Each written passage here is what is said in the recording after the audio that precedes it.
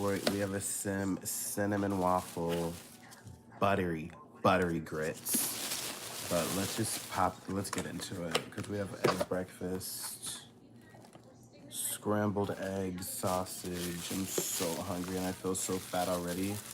So that's great. Did I season the eggs? I don't remember. So we're gonna start with salt and pepper on them.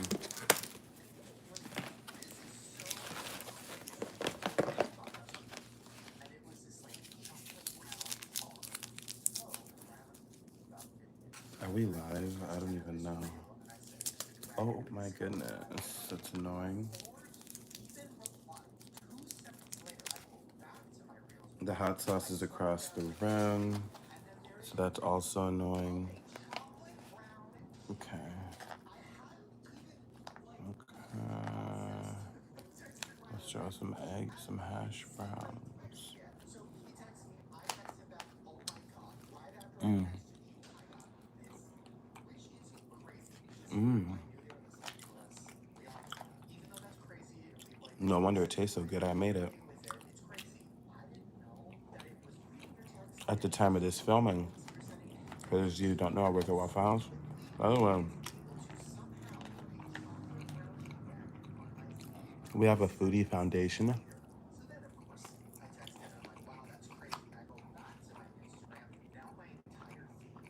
where we feed the homeless.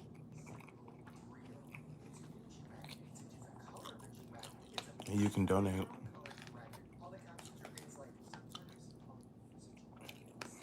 to Chocolate Sugi, $ Chocolate Sugi on Cash App. Otherwise, you can leave a super chat or a gift, and all your donations go to feeding the homeless. Mmm.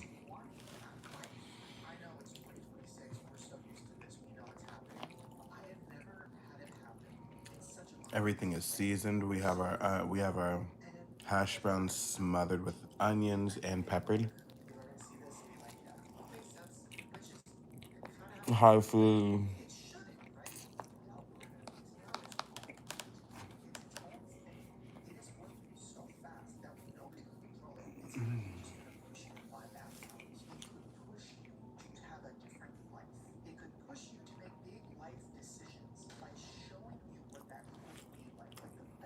Hey Larry.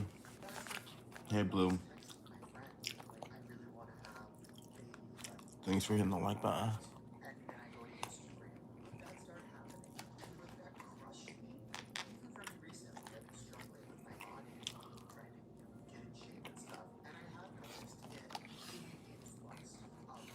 What are we eating?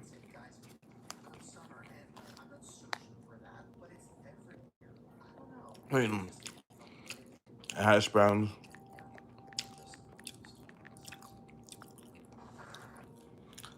scrambled egg, smothered, peppered hash browns. For those of you who don't know what that means, that's onions and cheese. Scrambled eggs.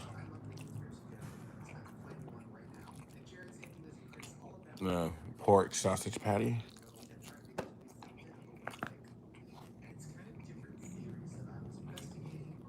Mm.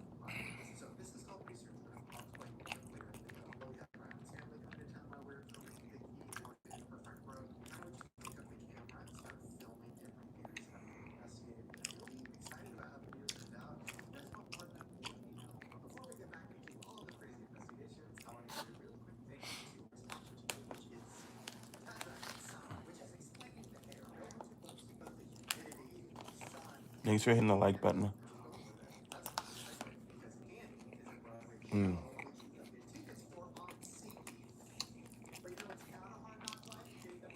I think we took 2 or 3 eggs. I think this is 3 eggs.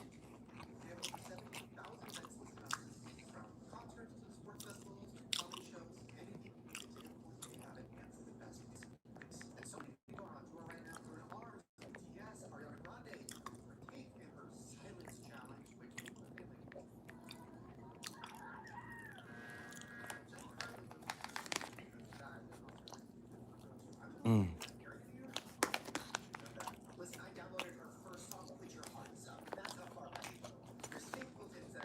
I put a little too many peppers.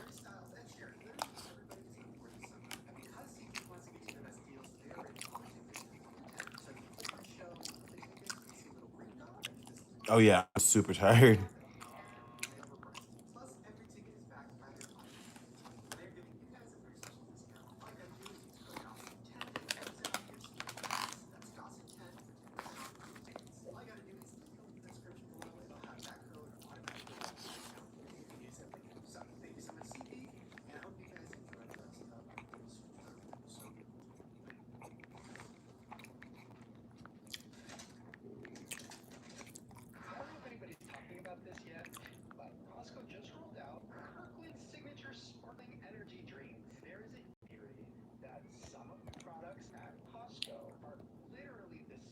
Oh my goodness, this is so good.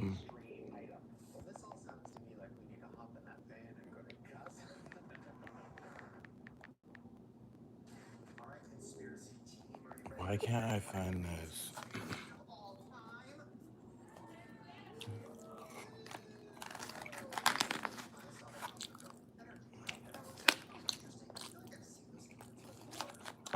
I'm skipping these couple of peppers because they're just too many.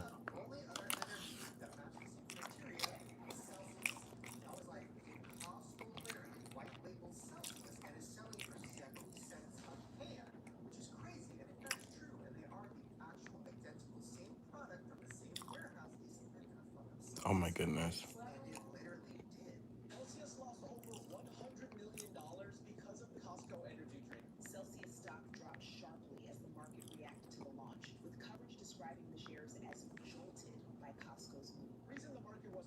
Do you guys like cheese grits and eggs?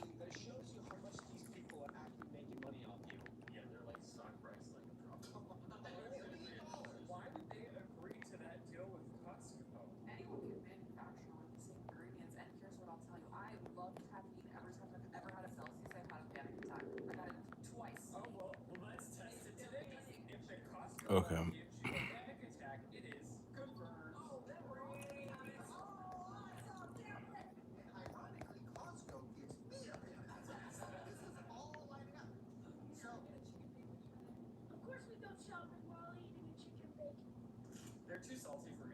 Okay, that's the chow while we're eating. Let's take this bite. Okay. It looks super fat and huge right now. We have grits. Where's the water? I need my water. If I have to, please. Yes! Water's right here.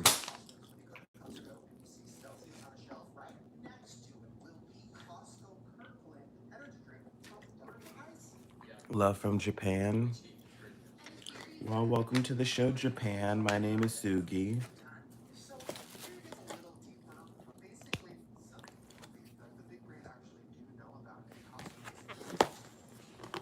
Oh. So this is cinnamon sugar. It's seasonal. We are going to pop in syrup. That's what they look like. They're new. Hi, Ashanti.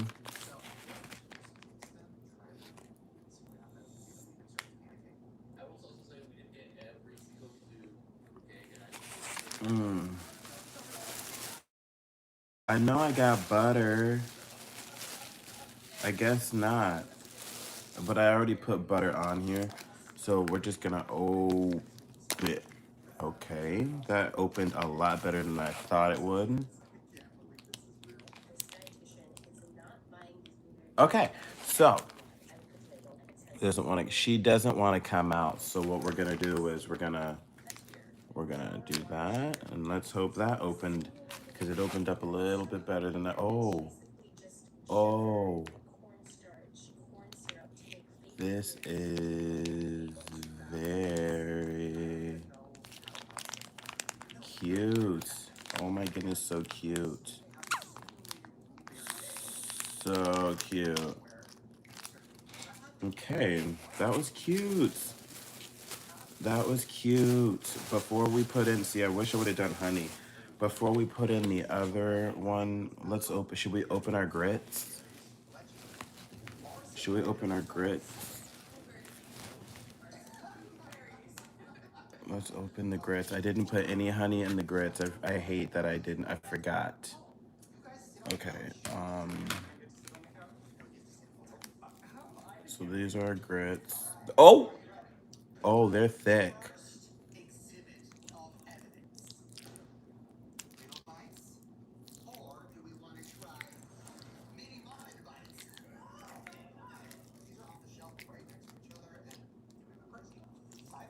And they're good. Okay, oh my goodness, I'm so overwhelmed.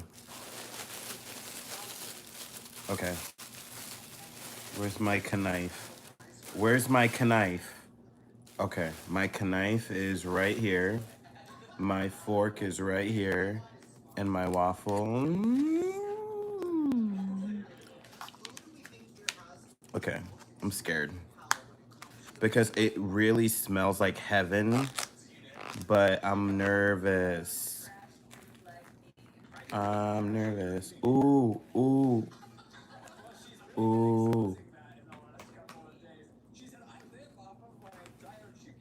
Okay, okay. Whoa.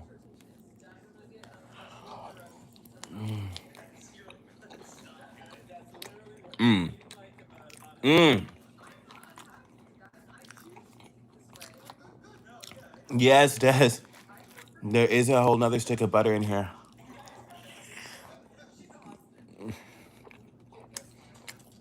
With cinnamon and sugar on top.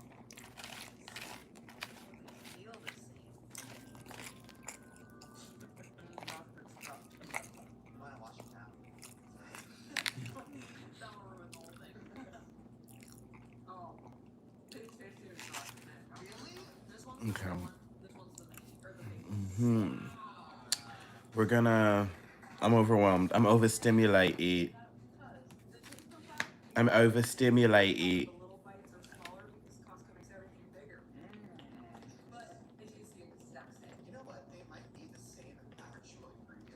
Donate to our charity, the Foodie Foundation. We're feeding the homeless. Yes, we is. So let's get some grits. We're just gonna pop that. Buttery. Actually, I want to get more buttery grits. Oh my. More buttery grits right there. Ooh, that fell. Thank goodness not on my bed. Okay. We're just gonna pop that there. Then, please hit that like button. And you can also donate to our Foodie Foundation by hitting Cash App, $ chocolate sugi, or leaving a gift. Okay.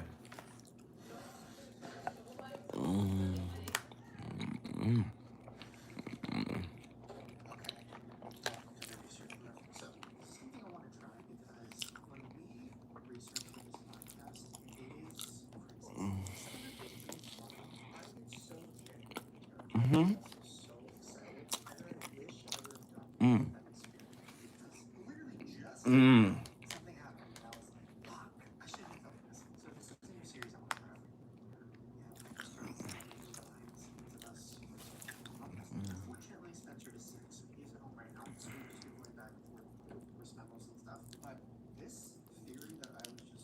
Okay. The grits. You're gonna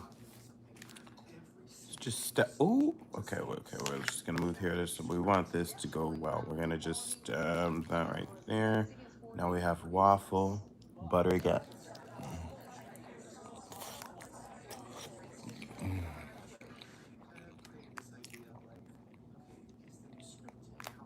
Mm.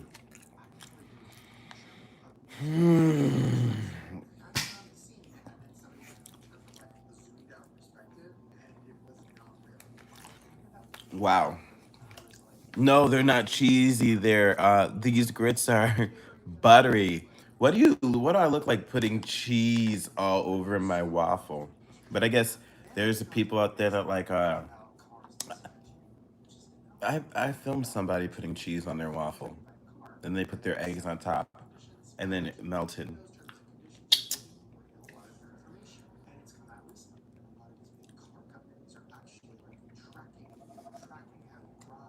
What's grits?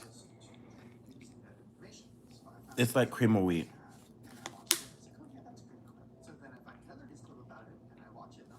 Do you know what cream of wheat is, doll?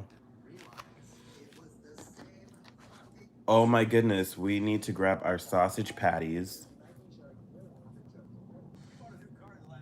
Look at her. Now, let's just cut this, even though we have our knife right here. Let's just do it like this because we feel like it. Oh my goodness, look at all that syrup. Let's get that syrup moving. Okay. Did you put honey in it? No, I haven't put honey in anything, but I put syrup on the waffle.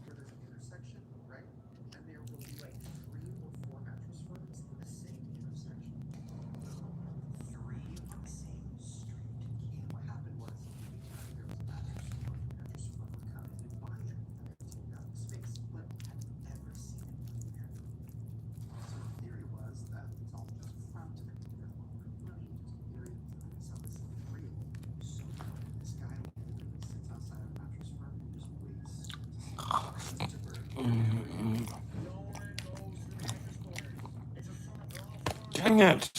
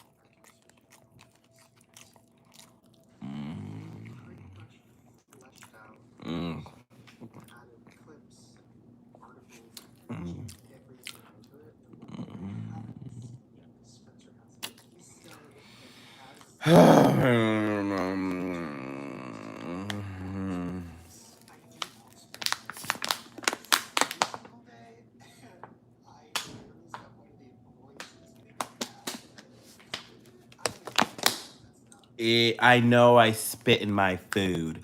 You want to know why? Because I'm fat. I'm huge. I look like a log. I look like I literally look like like a hostess, like you know those cream filled like roll things like chocolate, but like I look like that.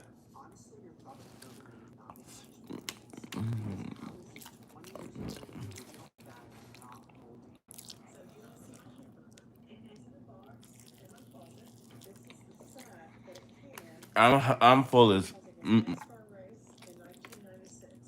I'm so full. I can't. I apologize. Literally, I sincerely apologize. I can't eat another bite. I can't eat another bite. It's so filling. You guys, I can't eat another bite. Okay. I know I look fat and like a walrus seal. Oh my goodness, it looks so disgusting right now. I've got to put the bag right here. I've got to lock in. Hey guys, please no timing out. I've got to lock in.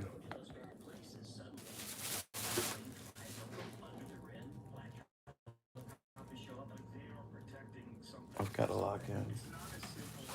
Oh my goodness, I've got to lock in. I'm just proud I didn't use the other freaking syrup. You know what I mean? Like, it's just like, that's where I'm at with it. That's where I'm at. I don't even eat breakfast. And we have a breakfast series. So we need to start doing things that are actually authentic because, like, guys, like, I'm eating all of this sugar.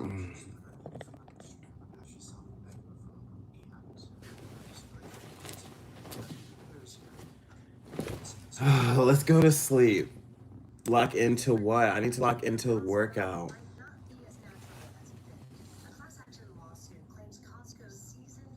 I need to walk into workout because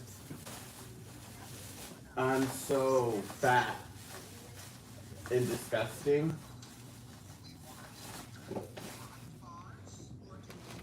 Um, yeah, because I'm so fat and disgusting. I really need to start working out, you know?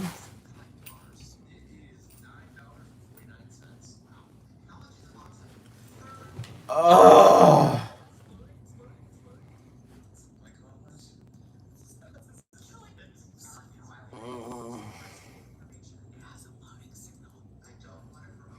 what's up, PRJ? Hey guys, subscribe to our charity channel, the Foodie Foundation. Subscribe to the Foodie Foundation before I whip your butt.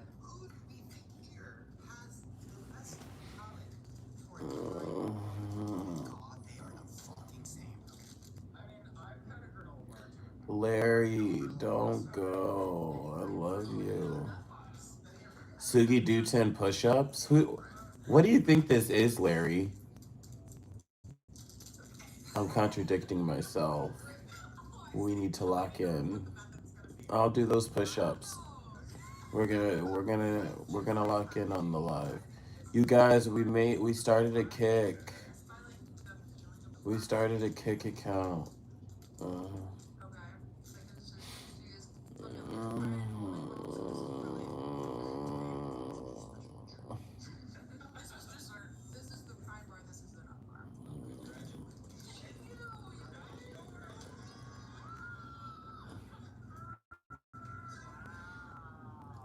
did you guys subscribe to our kick?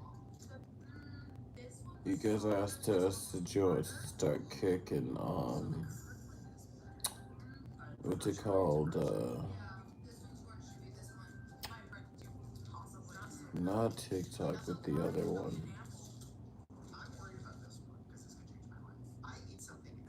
You know what I'm talking about.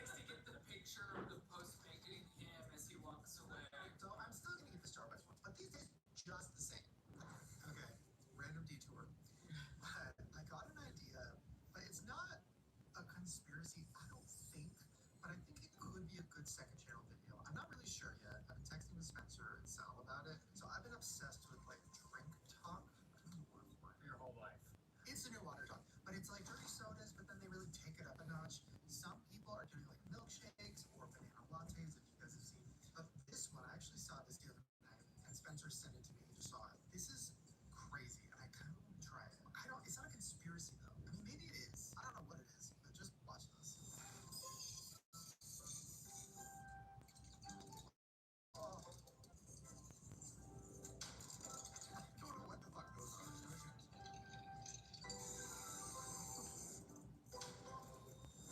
I don't think that one looks good, but I want to understand it. I want to figure her out. On research days like this, like things like that happen, and then I'm like, yes, it could be like a fun segment on the conspiracy podcast. We could do like, is the theory that their energy or getting girls like that to do these crazy concoctions to get people like me to try it, to make videos about it. Like, I guess there could be a little theory there, but I also just want to try it.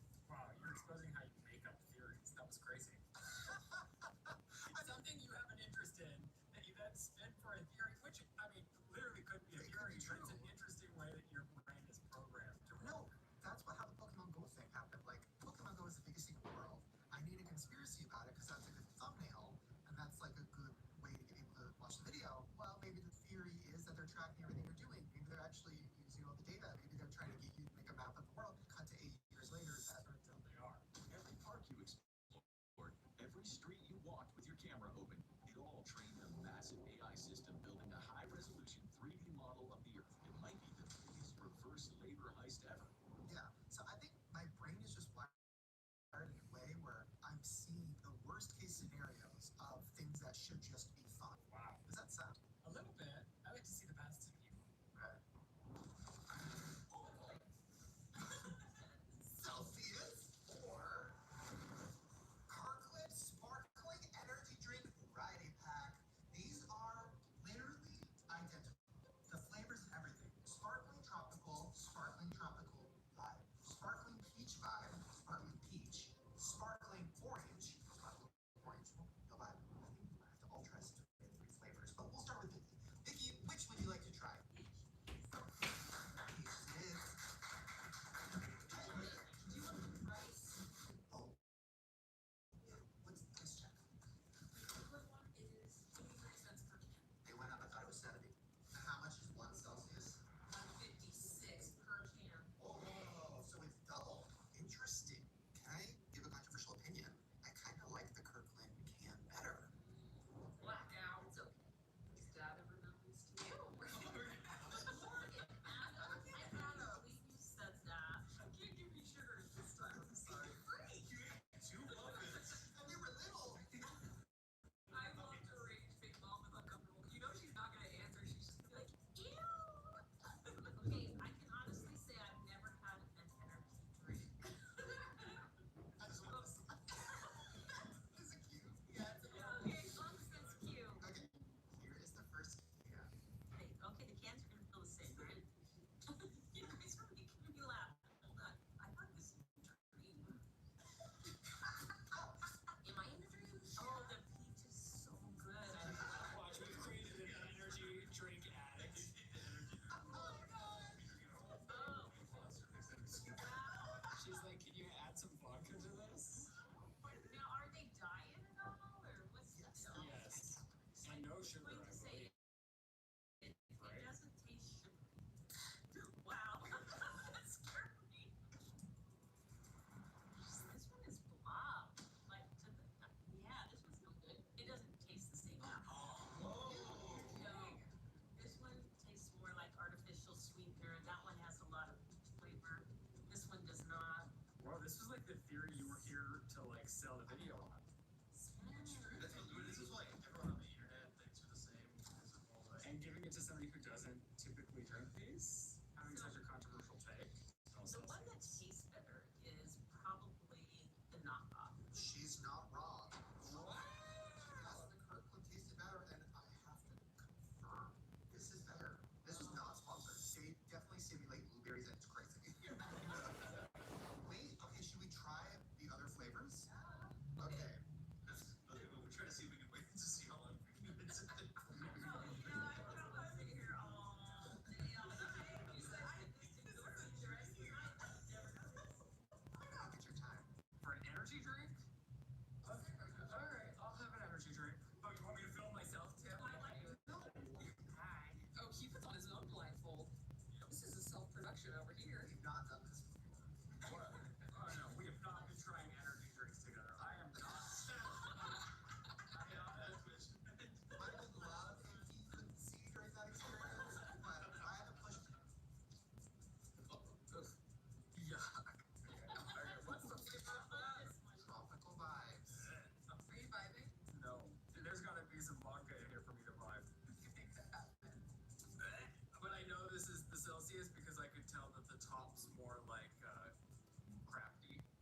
disgusting. The Celsius is disgusting.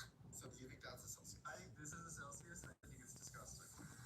Well, you were wrong. That was the Tropical. Let me try the Celsius again, because you guys were saying that the Celsius was worse. That's the Celsius. Oh, the off-brand is so much more like flavor potent, so maybe that's what you guys liked it more. Not just me. Okay, you're hearing this from a person who enjoys LaCroix. And I drink black coffee, so this tastes. Oh my god. I'll tell you one thing, this is not sponsored by Celsius. Celsius is not sponsoring us anytime soon. I was pro Celsius. I was like, I'm so sad their stock is going down now. I'm like, gagging at this. Like, I'm sure it's great. smells like poison. Yum! Convince. Horrible cheat day, really.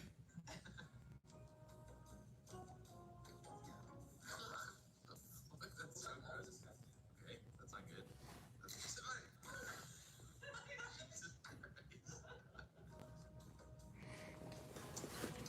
That one's actually not bad. I'm gonna stick with this as Kirkman. I mean, I don't know Celsius.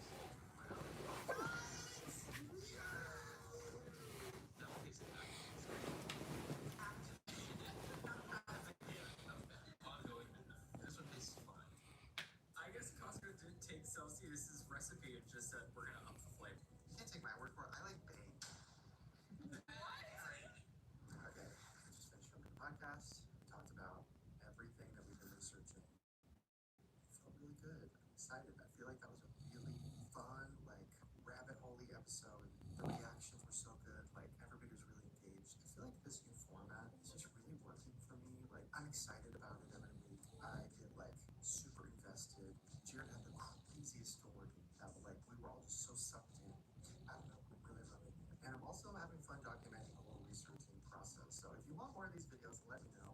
Also making thumbnails for, like, this new vibe of the podcast is really fun because, like, it feels like little movie posters. Like, even the one that we just did right now, I was like, okay, what if I'm, like, being held hostage by some man in black and I have tape on my mouth and it's like, you know, I'm being silenced or something. So we literally, like, Spencer got tape from his truck, put it on my mouth, he put on a jacket, got behind me, got grabbed my shoulders, and we made like a little movie poster. So fun. Yeah, episode 1. Research done. Unless there's one more thing we could try.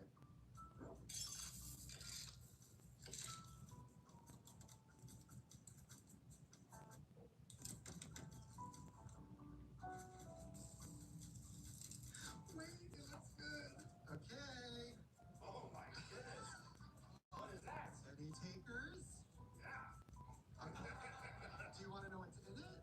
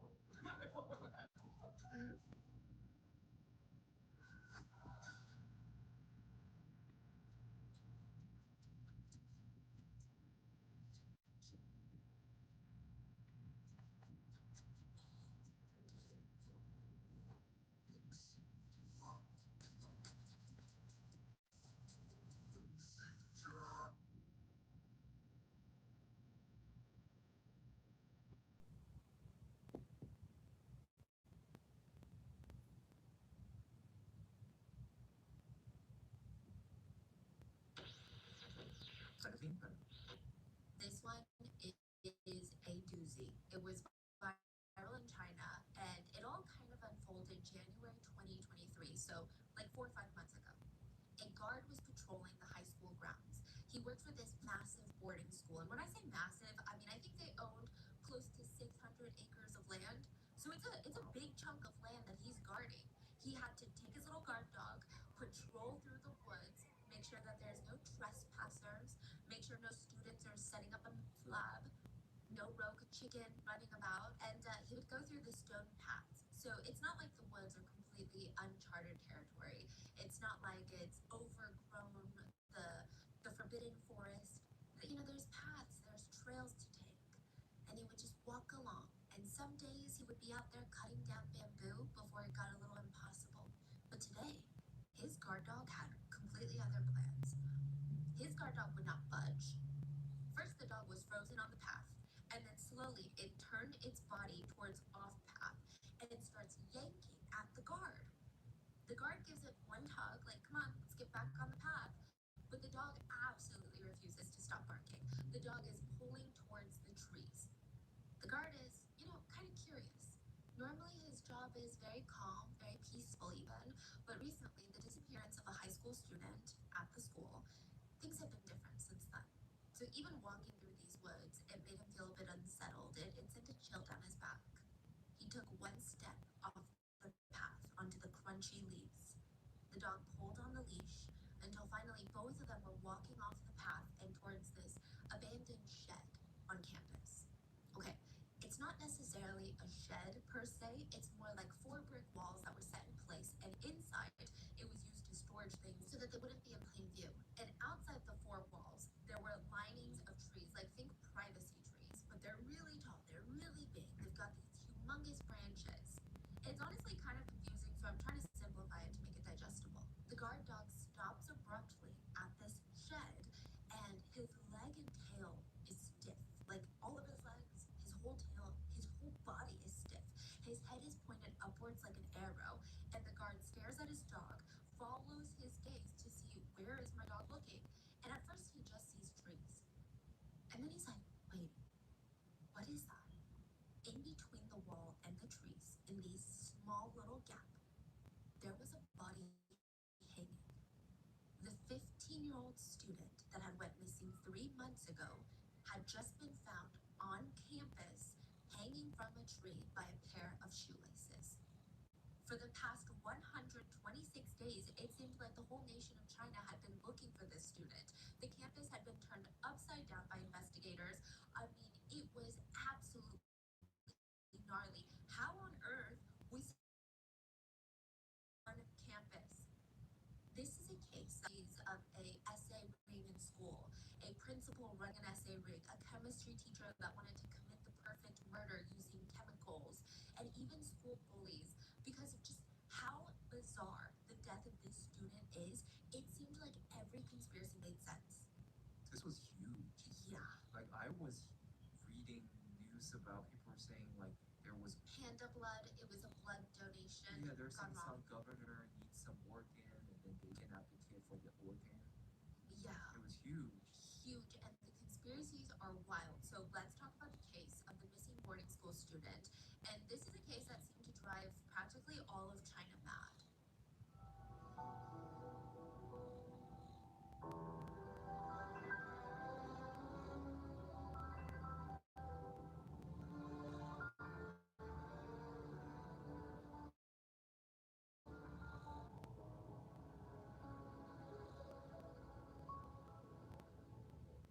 As always, full show notes are available at rottenmango.podcast.com. I did have a Mandarin speaker help with this research, not him.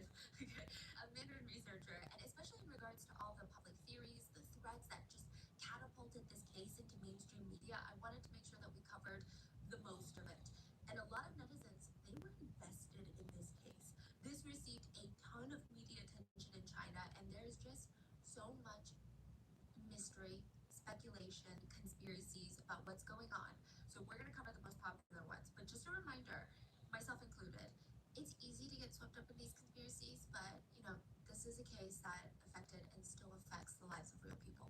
So I think while speculation is fine, as long as it's done with compassion and grace, but let's just be mindful. So with that being said, let's get into the story. This story takes place in a boarding school in China. It's called the ZHI Zhiyuan High School, which boarding schools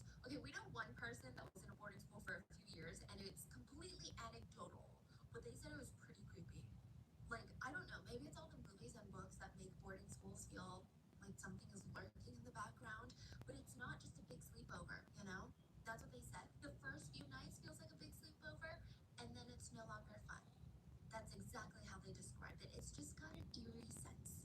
Now, today's story solely takes place in a boarding school, so I have to give you the rundown of the campus. There are two main buildings in this campus. There are a little bit of like small little one-story buildings here and there, but these two buildings are the most important ones. They're technically side by side. They're 0.06 miles away from each other. So it should take like a minute or two to walk from one building to the next, right?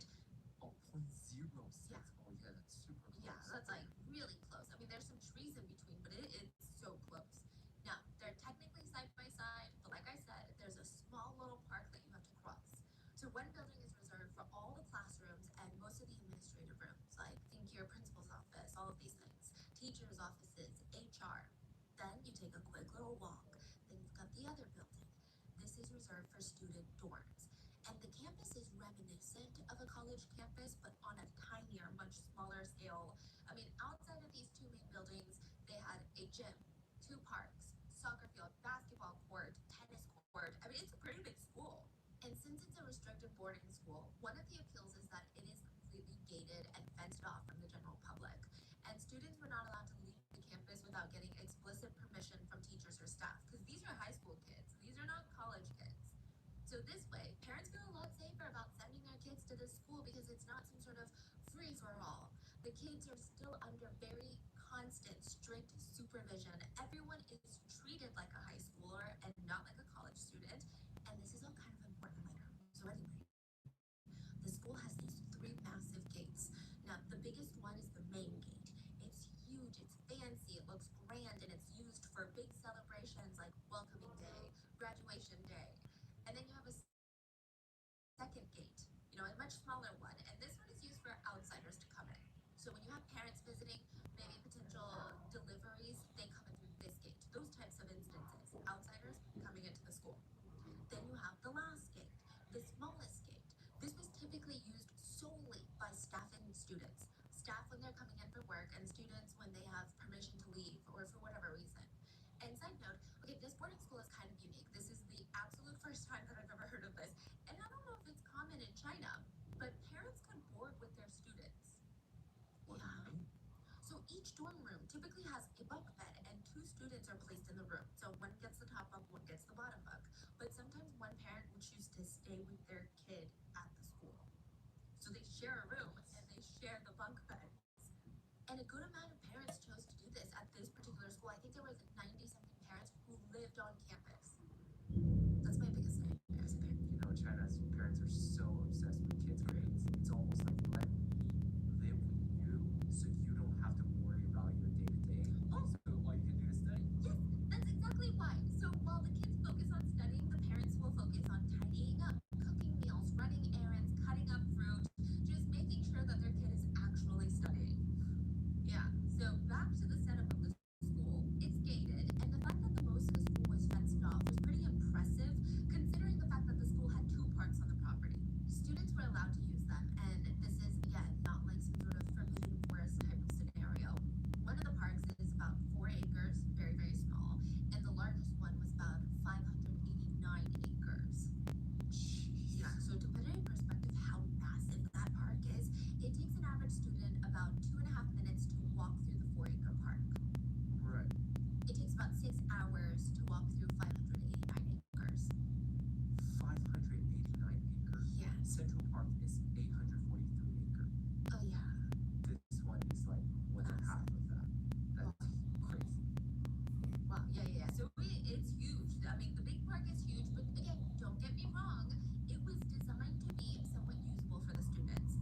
There were these paved stone walkways. There were these trails that led through it. So if you want to go hiking, or if you wanted to go sit on a bench inside the woods, students could do that. It's not like this wild, haunted, overgrown, uncharted territory that's just booming behind the school like, oh, I'm gonna kidnap you. Students would actually frequently wander through the park looking for a quiet, peaceful blanket and to study. Now, on October 14th, a 15-year-old student by the name of Hu Xingyu, let's call him Xing, Xing was not looking for a peaceful place to study. Instead, on October 14th, he walked into those woods and he never came back out alive. The last time that he was seen alive was October 14th, 2022 at 5:49 p.m. walking into his dorm building. He checked the time. He had about 10-15 minutes max before his next study hall class. So his next study hall was at 6:20 p.m. And the class technically starts at 6:20 p.m., but the teacher wanted all of the students to arrive 15 minutes early. So truly, he only had about 10 minutes before he had to make his way over to the school building. He did not go into his room. Maybe he didn't want to lay down if he has to get right back up. So instead, he goes to the 5th floor of the dorms and walks out onto the balcony. So they've got this little mini rooftop area. Wait, where is he walking from? So he walks from the school building back to his dorm building. And he's got like 10 minutes left, you know? So he's So inside he's of his supposed to walk back into the school building because he has class in 10 minutes. a study hall. But instead, he walked all the way to the dorm building, walked to the 5th floor, and went out onto the balcony. Now, this balcony overlooks the forest/park behind the dorm building, and he's just standing there alone, staring out into the woods. So he spends about 2 minutes there, and CCTV does see him heading out at 5:51 p.m. So we see him walking to the balcony and then walking out at 5:51. He was just there for like 2-3 minutes. That's it. So now he's like, okay, I gotta cross this small park to get to the main school building to show up for my study hall. And he's seen walking on the CCTV cameras at a somewhat leisurely pace. He doesn't seem rushed, which he's not late, so he doesn't have to be. He doesn't seem angsty. He just seems like he's enjoying his nice little walk. He turns into the park, and that is the last time anyone has ever seen him. It took a little while for people to start panicking. The students were expected to be at the study class 15 minutes early because there were always late students. So usually the students would even be late for that. The students would come 5 minutes before the class, which is fine as long as the teacher could start the class on time. She didn't care. Now, she was not early. He didn't even make it when the class was supposed to start. But even then, teacher A, this is a fake name, she always knew that there's at least like one student who shows up super, super late, like 20 minutes after class has already started. So teacher A thought it was just strange though, because she was never that student. He was never the one that showed up late. He was always early to class. She tries to focus on her lesson and didn't really start worrying until about 30 minutes into her lesson, and she realizes, wow, he's still not here. Now, like I said, this is not college where students can opt to not show up for certain classes or study halls. Shing is supposed to be here and he's not. So there's a problem. She knew something wasn't right. She excused herself, went into the hallway, pulls out her phone, and starts talking. She starts placing calls to administrators, other people. She's like, hey, can you guys go check for Shing in his room? Maybe he fell asleep, but he's supposed to be at study hall. For whatever reason, the kids said that the students in the class said that they felt something was off. They felt like something was amiss. The way that she was outside for so long talking on the phone, the energy was just strange. I mean, there oftentimes you can imagine that kids skip class because they took a nap, they fell asleep, or they lost track of time, whatever excuse, but this just, it felt amiss, okay? Eventually, it was announced to the class and administrators that Shing was missing. He wasn't in class. The administrators went to his room to check for him there. He wasn't found and empty of Shing. Nothing was moved or packed. In fact, all of Shing's belongings were still there. So his phone, money, wallet, watch, everything valuable and important was left in that room. The only two things that they could consider missing were his student ID and the recording pen that he took everywhere. So this little recording pen was something that he recently bought, and he would bring it into all of his classes and record all of the lectures so that he could bring it home, import it, and listen to it over and over and over again as a form of studying. That was it. Those two things were gone. Oh, and Shing was gone. Now, the school does not immediately call Shing's parents right away because, I mean, imagine they call every parent to tell them that their child is missing when in reality they're playing hooky, they're taking an extra long bathroom break, they're making out in the woods. Like, you don't know, right? Instead, they focused a ton of their energy in searching all of his friends' dorms and all over the dorm building and the school building for Shing. And it wasn't until they were absolutely certain that he was nowhere to be found that they made the call to his parents. He was last seen at around 6 p.m. His parents received a call at around 11:21 p.m. Mr. Who? This is Teacher A, your son's study hall teacher. Shing didn't make it to study hall today, and he's not in his room either, and we couldn't find him anywhere on campus. He did attend the last classes, so I'm sure wherever he went, it can't be too far, you know? But it's just been a few hours, so we wanted to alert you. Now, Shing's family, they live 3 hours away from the school, His dad and his aunt, they get into the car, they rush over. They get there around 2 a.m. That's as fast as they could be. Xing's mom, on the other hand, she worked in a completely different province, so think working in a completely different state. She couldn't get to the boarding school until about 11 a.m. the next morning. So the whole family, they arrive, and they're rightfully nervous, they're rightfully upset. I mean, like, what do you mean he's gone missing? I mean, the whole reason that we sent him to a private boarding school and pay money every single semester, like, isn't that part of what you guys are supposed to do? Make sure that the kids are safe, or at least accounted for? Like, what on earth are you talking about? He's gone. So the family speaks to everyone, Shing's teachers, his classmates, friends, anyone that might have seen them that day, and nobody was a great amount of help. All they mentioned was, I mean, he was fine. Yeah, I mean, nothing out of the ordinary. No, I didn't notice anything strange. He didn't seem like he was acting strange. I didn't see anyone following him. I didn't see anything alarming. Yeah, just seemed like a normal day. Shing's family, they start getting frustrated because there is a lack of information here. The teachers are like, we don't know. He just didn't show up anymore. They're like, we are not communicating. I feel like we're not even speaking the same language. So they proactively, they print a ton of missing posters for Shing, place them all over the school. They had his picture in big, bold red letters. It read, missing person, 15-year-old male. No device with him that can help him communicate, only has a recording pen with him. He was last seen wearing a white t-shirt and a black zip-up hoodie, short hair, glasses, and was wearing black pants with white stripes down the side. If you have any information that leads to him being found, we have a reward of $7,000. Now, Shing's family, they stand at the massive gates of the boarding school, and anytime a staff member, a student, a parent, anyone, a passerby, a regular civilian, they would pass out these posters. They place these posters all over the outside of this boarding school so that just regular civilians with no association to the school would also be on the lookout. The family was desperate. The police do get involved pretty quickly, and okay, even though the police get involved, the way that they're looking for Shing is very different. I think that the parents wanted them to look for Shing with such urgency, and it'd be classified as like a criminal case. Shing's family is like, you need to look for him as if someone kidnapped him. However, the police went in there and looked for Shing as a missing persons case. So they did this with a little bit more leisure. A missing person is. Yeah, so I guess in China it's classified as a missing person just means we don't know where they are. Does not mean that something bad happened to them.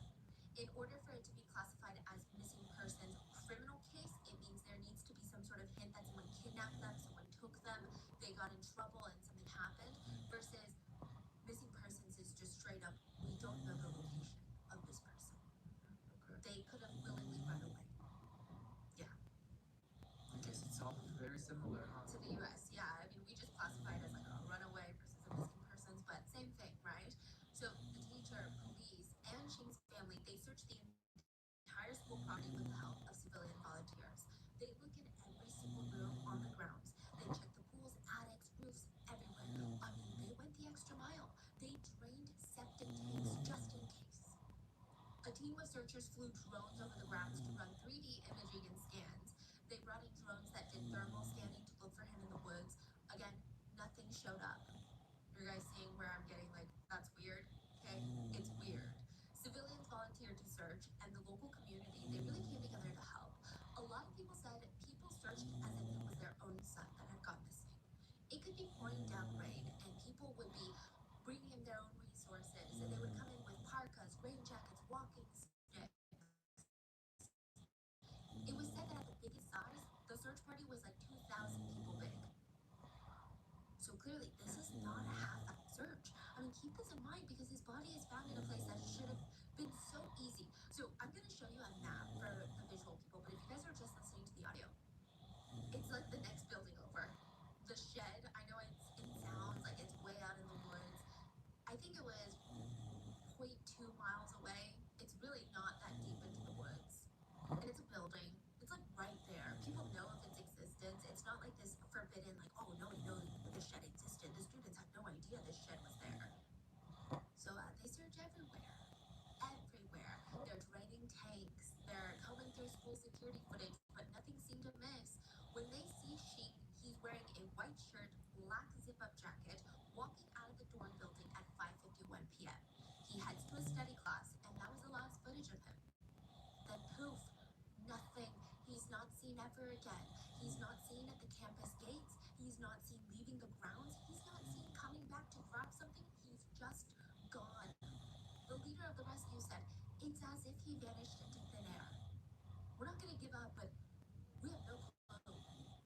They had already conducted 4 cross searches covering 90 acres of land, 12 buildings, 884 rooms, 11 underground pipes, 10 septic tanks, 10 water heaters, 9 water reservoirs, 2 lakes, 2 parks, 2 sports centers, 1 garbage dump, 2,238 residences near the school, 589 acres of woodland south of the campus, 226 temples, 159 businesses, 124 miles of riverbank, 72 ponds, 16 miles of railroad, and 25 nursing homes.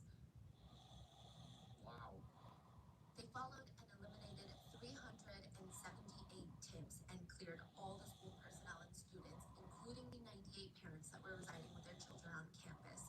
They did not find a single trace of Shing. They didn't even find a goddamn clue.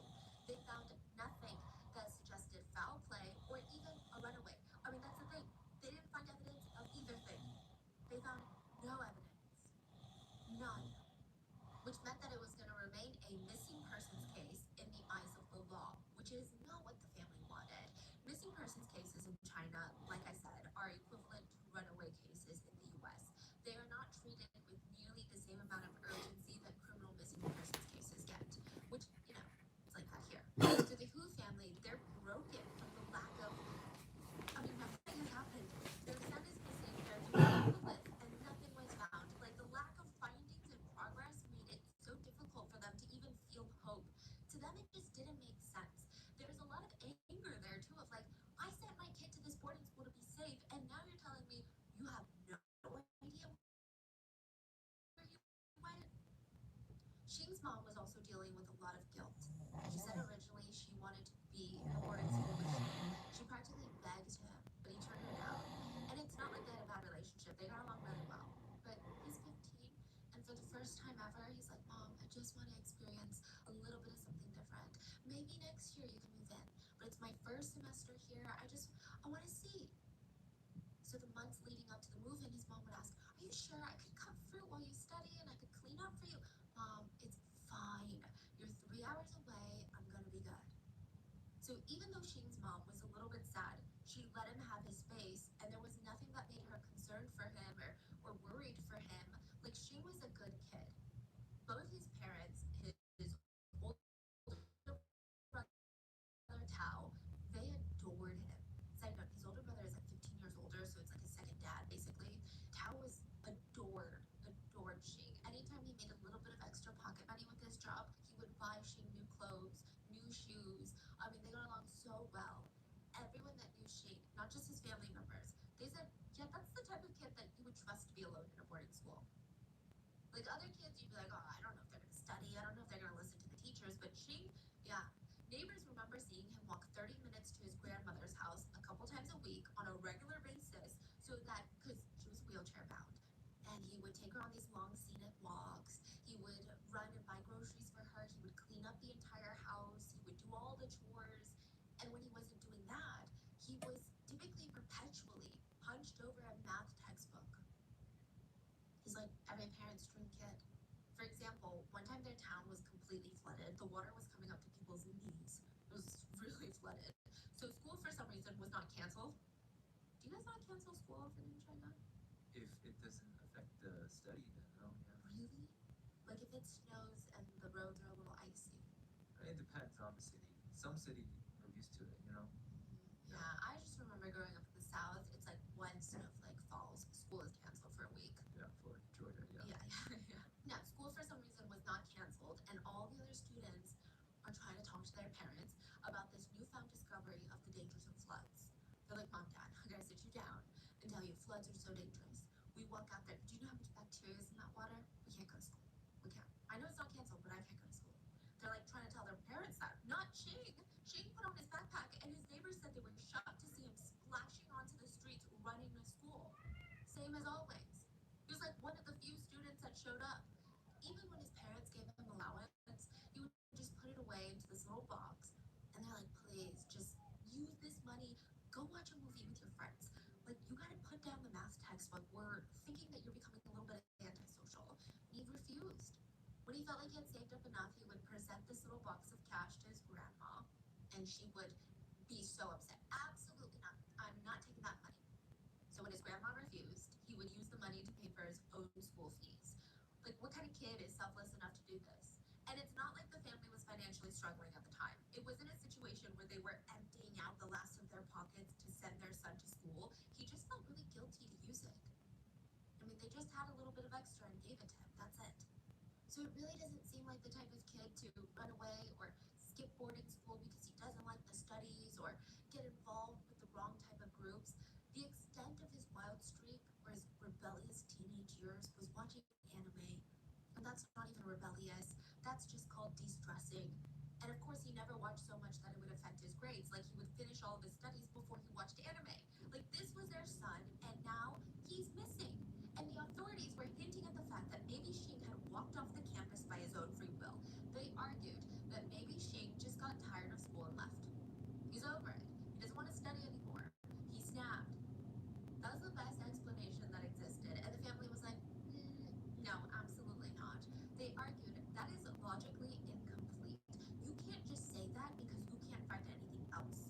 You can't be like, because we can't find evidence of anything else, we think this is the theory. If you want to argue that he walked out of campus, you need a witness or you need evidence to make you believe this theory. Something that would bolster this waterless, baseless theory, and it's, what are you saying? It doesn't make sense, okay? So a month into the search, the Hu family lawyered up and released a statement. The statement was titled Suspicion of a Campus Burial Case in Shaanxi. So they were requesting immediate criminal investigation. A campus burial case meant that the family was terrified that the school was trying to bury his case and that Shing was literally buried on campus. They believed that his body was being hidden on campus because it's like a locked room situation. Nobody saw him leave, no cameras caught him leaving, so he must still be on campus. Now, side note, there was a campus burial case that had taken China by storm recently. In 2019, a body was found buried in the high school's field track. It was discovered that a supervisor for doing the school renovations, he had gone missing during work one day. That was like years ago, decades ago. They found his body. So the case, reminded people that schools are not as safe as we think they are or even want them to be. Are you talking about the playground case? Yeah. Oh my gosh. Yeah, okay, so that's a different case, Oh, I that's a think. different one. There's a lot of, it was a playground where they were doing renovations and they dug it up and they found a body. Yeah, and just the idea that these kids are like bouncing around, hanging out, having fun on top of a dead body. Like, how does a dead body even end up buried under a playground at a school? I think it was a construction they were doing years ago, and then there's a conflict between, was it a principal or a teacher or something? Yeah, and the they contractor. they just went ahead and pushed them into the ground and piled it up Yeah, so for like 20 years. I believe the principal was working with the construction company and overpaying them. So they were saying, oh, if the construction actually costed like $50,000, they would overpay them to $100,000 and then split that extra profit. One of the teachers found out. They killed it. Yeah, Really? because the construction company and the principal had relations. Wow. Yeah.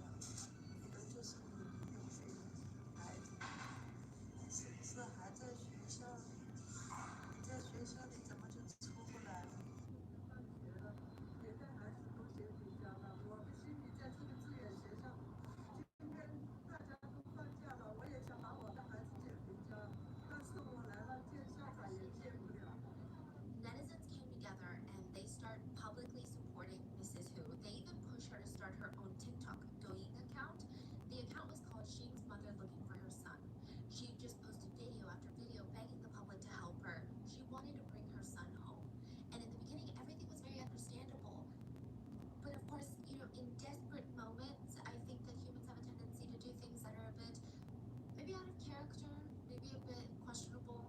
I think everyone understood where she was coming from. It didn't necessarily make it okay, but Mrs. Hu starts accusing random teachers of being involved in her son's disappearance. She was originally pointing the finger at the study group teacher, Teacher A. She explained that she had left the room with her phone for a long period of time, and the students claimed that she was acting strangely. She also stated that Teacher A not calling Xing's parents immediately was a very strange thing to do. But I don't know, I find that a pretty reasonable reaction. Like I said, you can't just call parents every time a kid doesn't show up to class because you would have a lot of disgruntled parents.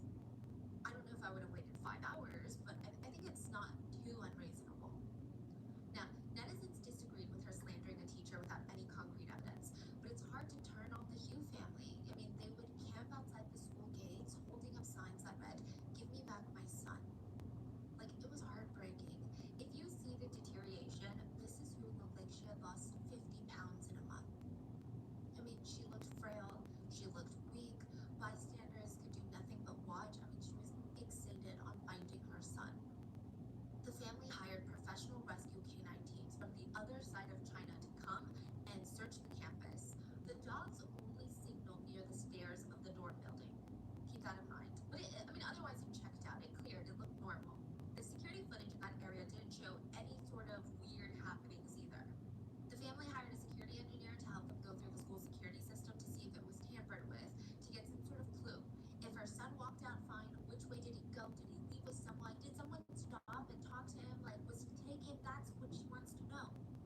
Once it was revealed that she was going around hiring her own detectives, people started speculating.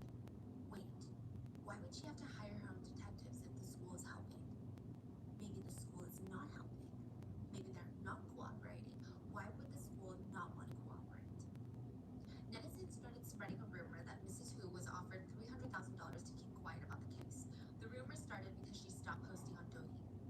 It's unproven to this day if this offer was made, but it's clear that she never took it. If it was, because she continued to post later on. She also said that she spent her own savings to hire these third-party professionals. It was also discovered that there were 13 cars that were in and out of that school around the time that she vanished. They were all cleared by the police. But one of them was an SUV that was caught parked near the cafeteria, near where she was walking. And the Hu family believed that this SUV could be the answer to all their questions. Maybe she was that SUV, driven out of the school, and that's why you don't see footage of him leaving. Again, the police tell them, listen, we cleared every single driver, including the SUV driver. But the Hu family do not trust the police. Like, what was the car doing there? Fine, then tell us, what if the car was the one that carried our son off campus? Like, how do we know? Finally, near Christmas of 2022, Mrs. Hu posts on Douyin. She rants about the only way that she could talk to the principal was through social media because he refused to get in contact with her, to even talk to her. Yeah, you better believe that set off netizens, okay? It was like a bombastic side-eye. Like, what are you talking about? The principal, where your son went missing on his campus, refuses to cooperate with you? Very strange. She publicly asked the principal a series of questions. 1. Principal, you were off the day that my son disappeared, so you were not on campus. But at 5:51 p.m., you were seen rushing back to the school. Did you rush back to the school to mess with the security tapes? 2. Why was there an SUV parked near the cafeteria? The SUV wasn't caught under security cameras, but did you know that the SUV was caught on a different camera? The SUV was sitting there for about 6 minutes. Was Xing taken away in that SUV? 3. This is to the SUV driver. I want to ask you, did you take my son? 4. Do all the teachers here still even have a heart? I believe you carried my son to the cafeteria gate and into that SUV.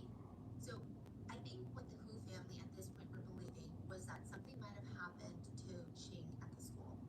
Maybe bullies had hit him, maybe an accident had occurred, maybe a teacher had abused him, maybe he died suspiciously and they wanted to get rid of all the evidence. Because a death on campus is probably worse than a disappearance, because a disappearance you could say, well, it's a troubled teen who wanted to run away. Whereas a death, a lot of parents would pull their kids from this private school. You have to remember, it's not even a public school. They get all their funding from tuitions.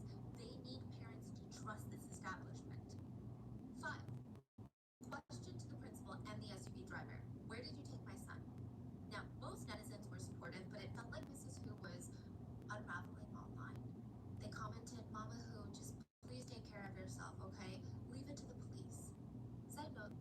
did investigate the SUV driver, and they said that it was completely normal. He's cleared.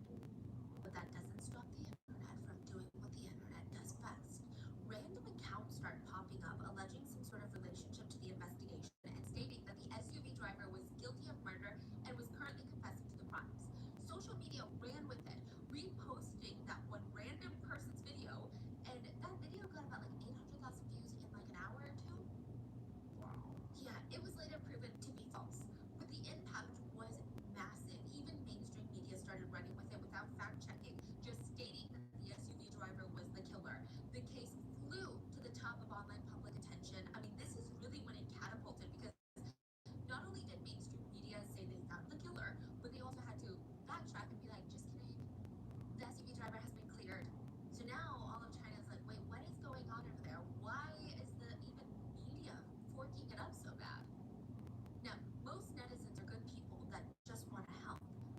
There's going to be a few rotten ones in the mix. So with this case, there were two primary rotten ones. One man who claimed to know privileged information about what happened to Xing. He stated that he was trying to bring Xing home, and he just needed to get in contact with Xing's family to pass along all this vital information. Netizens tagged the Hu family till finally Xing's uncle got in contact with this strange man on the internet. The man was looking for 5 minutes of fame. He told the family the only way he could help bring Xing home was if they told him everything about the investigation, all the confidential privileged information.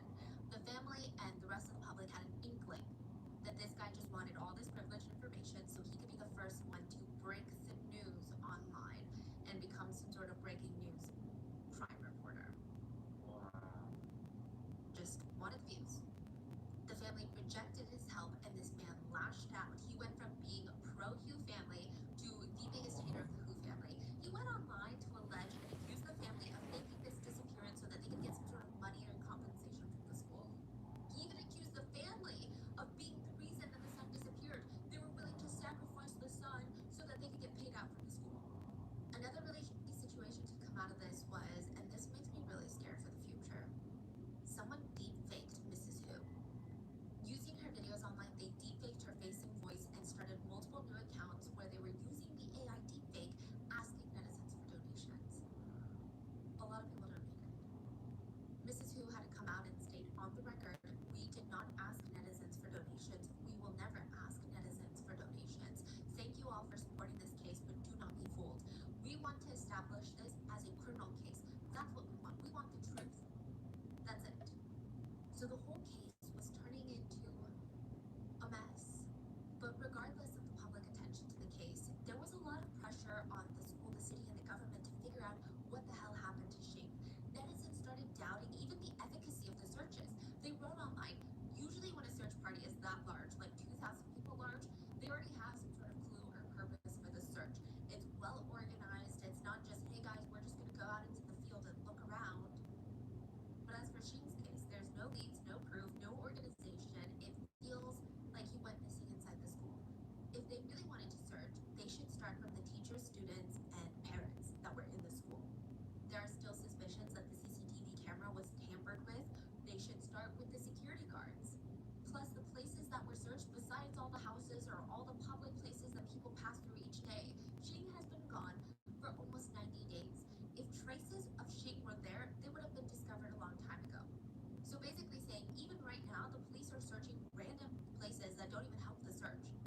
To make matters worse, at the end of the year, at the end of 2022, when Xing's mom went to the campus to search more for her son, they would not let her inside. She told netizens, my son is in that school and I want to bring him home, but now we can't even enter the school. I want to see the principal, but I can't even do that. They won't pick up any of my calls. This enraged the public even further, which resulted in reporters and civilians lining up at the school gates to get information and to protest. The boarding school went into intense lockdown. Absolutely no outsiders were allowed inside the school gates. Reporters noted that the school was putting up new barbed wire fences along their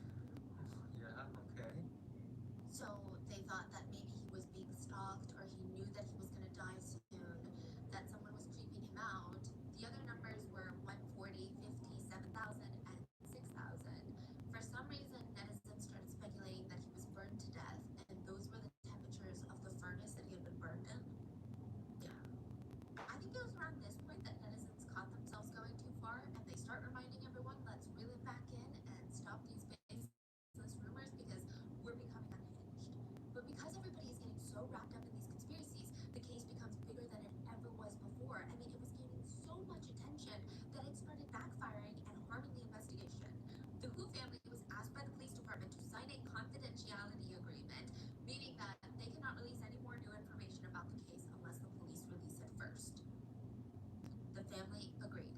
They did not care. They just want to find their son. It's not like they're doing this for social media clout. And for a while, it was crickets.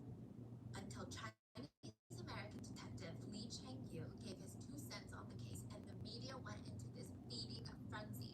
So if you don't know, Chengyu is a huge, huge name in the detective field.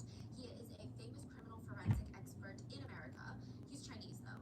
He's a legend. In China. Even in America. Yeah, he's a legend here too, yes. He's a legend. I think there's many cases we talked about in the past. He was a part of it. Okay, he completed his PhD in biochemistry in just 1 year. Usually it takes people 4-ish years to complete it. He was the first Chinese American to hold the highest position in the state police department in the entire US. He investigated more than 6,000 criminal cases in more than 17 countries.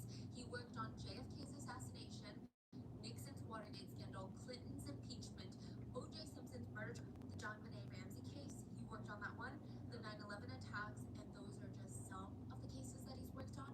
He is famous even in China, even though he's an American detective. He's been nicknamed the #1 Chinese detective. Yeah, if something happened, he's the one to solve it. He was asked about this case. And Okay. he said, first of all, I've never been to the crime scene, so I just want to clear the air. I don't want to start false rumors. I am just gonna, you tell me what you know, and I will tell you my expert advice. So he's not saying this is what happened. He's not saying I investigated, I talked to people. It was literally just a question, and someone was like, okay, so this student went missing, and like blah, blah, blah, blah. And he's like, from that information you just gave me, he said, I've been in the detective field for many years, and I've seen all sorts of crimes. According to the past cases, the possibility of a 15-year-old boy leaving the campus on his own like this, very unlikely. The security cameras on campus also did not catch him leaving, so how could the police give out such a conclusion without evidence to support it? Yeah. I've never been to the crime scene, and I can't spread false rumors, but from my experience, I believe that Xing has already been harmed, and it happened inside or around the school premises. He's probably hidden inside the school. Another possibility is that it was organized crime, and everyone is giving the same verbal evidence. So for the offender, what I've learned is, this is crazy. The most dangerous place is usually the safest place.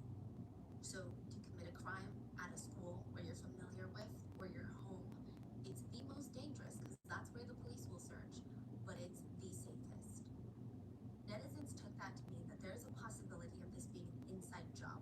That meant that the personnel and the students on campus weren't cleared, even though they were cleared by the police. They took it to mean that multiple people could have faked a story and convinced everyone to share that story over and over and over again until it became the truth. The most dangerous place is usually the safest place. He's hinting that the culprit, being someone at the school, had heard him at the school and he's still at the school. He also went on to question the police and he stated, my analysis comes from similar previous cases, more than this specific case in particular, but Xing is a minor, and according to the footage and information that the police do have, there is a possibility that he was harmed or harassed and could be in a life-threatening situation. According to the law, it should be classified as a criminal case. At this point, the police have not done so.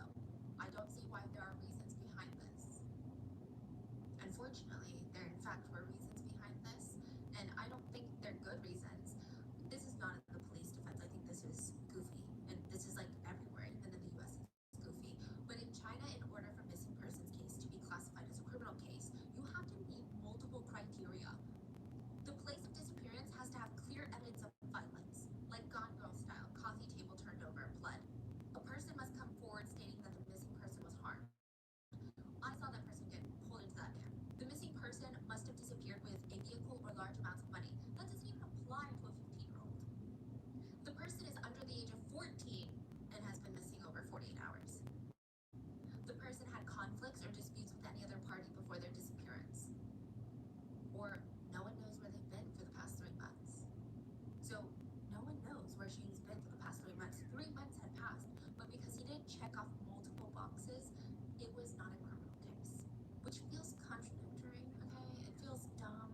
It's a huge double standard. The police state that the security footage evidence had not been cut or edited, but it was too late. You know, the public, they were having a whole media frenzy with this one. Netizens yelled at the police, if he's alive, we want to see a person. If he's dead, we want to see a body. Ultimately, January 28th of 2023, the police would have an entirely new problem on their hands. Xing's body would be found. A security guard was about 0.18 miles away from the main school building. 0.2 miles. I think I said it was under a mile. It's 0.2 miles. Yeah. And the guard dog was barking. He followed his guard dog up to a big red brick wall, and there were overgrown trees in front of it. Hanging from one of the tree branches between the red brick wall and the trees was a decomposing body. Police rushed to the scene and immediately stated that they knew that this was Shane. They stated that his black zip-up hoodie was still on him, his shoes were on the ground below him, and curiously, his recording pen, the one that he used to record his lectures, it was on the wall. This wall, the red brick wall, had like little ledges that technically he could climb up to so that he could hang himself or to put a pen. A lot of students were seen climbing up and down these walls before, which is suspicious because that means everyone knows that this shed exists, so why didn't they search it? So at first glance, the police believe that he committed suicide. There's conspiracies on why the police might lie about something like this, but let's explore the route, shall we? In order to do that, we have to take it back to 2019. His body is found in 2023, but the story starts in 2019, according to the police. It was a rough time for Shane. His grades started dropping. He was like the ultimate student until COVID. And not because he was watching too much anime, but COVID hit China sooner than it did the US, obviously, so Shane was already doing online school in 2019. And for the first few months, he did okay, but like a lot of other students, the lack of routine, communication, motivation, even the lack of interpersonal connections, Shane starts declining in his performance. It was just so mundane he couldn't focus. He spent the last 2 years of middle school like this until June 2022. He took the high school entrance exam. In China, there's not just a college entrance exam, there are high school entrance exams. The higher you score, the better the high school that you get placed into, which is insane because the high school kind of sets you up for the college that you go to, which sets you up for life. So by the time that you're in 8th grade, your whole life is in the trajectory of this one freaking exam. Insane. I can't even. So most middle schoolers in China are probably more stressed out than a 40-year-old in America. Like the amount of pressure they face is astronomical. So Shane knew his grades had been slipping recently with all the online classes, but he had been preparing for these exams since like the beginning of his life, okay? He was stressed, but he was ready until he wasn't ready. The stress weakened his immune system, and just a couple days before his exam, he came down with a massive fever. But you can't just skip it because you got sick. You gotta be like hospitalized for them to even allow you to retake this exam later. It's that serious. So he shows up, takes the test, and ends up getting a 531 out of 850. Out of the 1,300 students in his school that took it, he ranked 650th, which is kind of like smack dab in the middle. He was an average student. He was devastated. The high school that he had been fixated on his whole life since he was in elementary school, he's like, this is the high school I want to go to. He had just missed the cutoff by like 19 points. So instead of attending his dream school, his parents got him into a private boarding school in a different province, which is why they were like 3 hours away. I believe the tuition for this place was about $5,000 a year, and his parents asked him multiple times if he wanted them to stay with him, but he declined every single time. He just wanted to experience something different, something new. So when the semester starts, they get him settled in his room, they meet his roommate, and then tearfully they leave. Now, they told him, you gotta call us anytime, okay, all the time. Shane stayed true to his word. He called his parents very often, and he had typical teenager responses to everything. Classes are fine, schoolwork is fine, homework is fine, yes mom, I'm eating. And for a while, Shane was able to hide the truth from his parents. The fact that he wasn't doing well, not just academically, but mentally. Shane was in a precarious situation. So the way that he was ranked in this new high school was he was ranked high enough to be placed in all the top classes, but because he had just made the cutoff, he was constantly falling short and ranking the absolute lowest in all of his classes. So you're saying, like, let's say there's 1,000 people in grade 8. He's like top 200, but each classroom has 200 students. So he's like the last person in that first 200 class. Which is what he sees on a daily basis. Yeah. Isn't that like sad? Yeah. Like you do well, but you're actually it's bad for you to do well. You might as well have been placed in the class right underneath so that you could be the top of that class, right? Yeah. So it was really hard for him. And unlike a lot of the kids that went to the school, Shane was born to a very, very average family.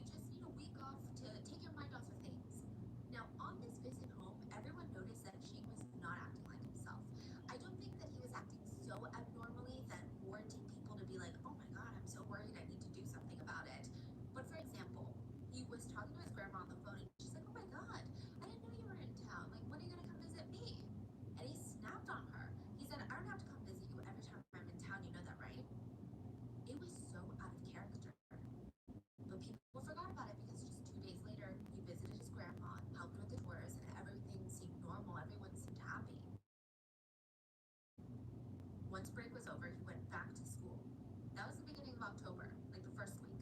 October 14th, he went missing. So they're confused. I mean, Shing's family, they're confused at how quickly things might have developed. It didn't even cross their minds that he could have hurt himself or that he even wanted to. They never suspected a single thing. Now, authorities believe that he climbed the little ledge of the outer shed walls to tie both of his shoelaces to a tree branch and then around his neck to sustain his weight.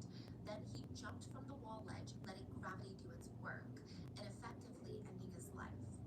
He would have to climb 15 feet up the wall, which is not impossible. Witnesses have stated sometimes students would climb up the shed walls. Not often, but it's been done before. The police believe that he put his recording pen down on the wall ledge, then jumped. That was the initial working theory. But just because something looks like it doesn't mean it is, right? That's what the family and the internet argued. The family argued, yeah, he was going through a hard time, but he would never do something like this. And with the amount of distrust the netizens already had for the police and the school, everyone wanted concrete proof that he did this. They're like, where's the letter? Where's the note? Things just aren't adding up. You guys, oh, we're gonna get there. So the netizens, they're like bombarding the police with all of their suspicions. There's a lot of suspicions. First of all, the location of the body. You guys are so close to the school's main building. This is less than 0.2 miles away. And after that long list of searches that I purposely read to you guys, because that was released by rescue teams to be like, look at how much we searched. How the hell was his body not found? And sure, you could argue that his body was hidden by trees, but like, how the hell was the search that bad then and that inefficient? And what about the smell? Trees don't hide decomp smell. The police stated that the body's decomp was so bad his skin had practically turned into leather. How could nobody smell that? There were even dogs brought in to sniff out cadavers. Netizens speculated that Sheen was killed elsewhere and his body was brought here after the search parties were done. Then there were other things. Sheen's body had no signs of a white t-shirt on, but he was seen on CCTV cameras wearing a white shirt underneath his black jacket. And speaking of black jacket, his black jacket, oh this is weird, it was on backwards and zipped all the way up. So imagine you have a hoodie zip up, you put the arms in, and the hood is in front of your face, and you don't put the hood on your face, but you put your arms to the back, and you zip up all the way. That is so weird. And nearly impossible. I mean, I guess it would be possible if you It's put like, it on like a what, clinic. yeah, what situation would you do that? Yeah, That is so unnatural. so unnatural. I mean, maybe he wanted to put the hood on to cover his face, and then it fell off, but it's still very... People tried to do it at home, and netizens found it nearly impossible to zip it all the way up in the back. Even the most flexible people were struggling to do this, and you're telling me that in his last moments, that is what he chose to do? And then you have the shoelace. Netizens do not believe that one or two shoelaces can withstand the weight for not just his death, but for months and months. We don't know Sheen's exact weight, but looking at CCTV, he looks average to thin-sized, so this one, I don't know what to think. So even though his body was found, it looked like there were more mysteries, more questions, and it was only getting deeper. Netizens started to scream online, we need to figure out where his feet were pointed. Netizens argued that if his feet were pointed downwards, like his toes were pointing to the ground, then he must have died via hanging. But if they were parallel to the floor, then he might have died in a separate position when rigor mortis had set in, and then his body was hanged. Yeah.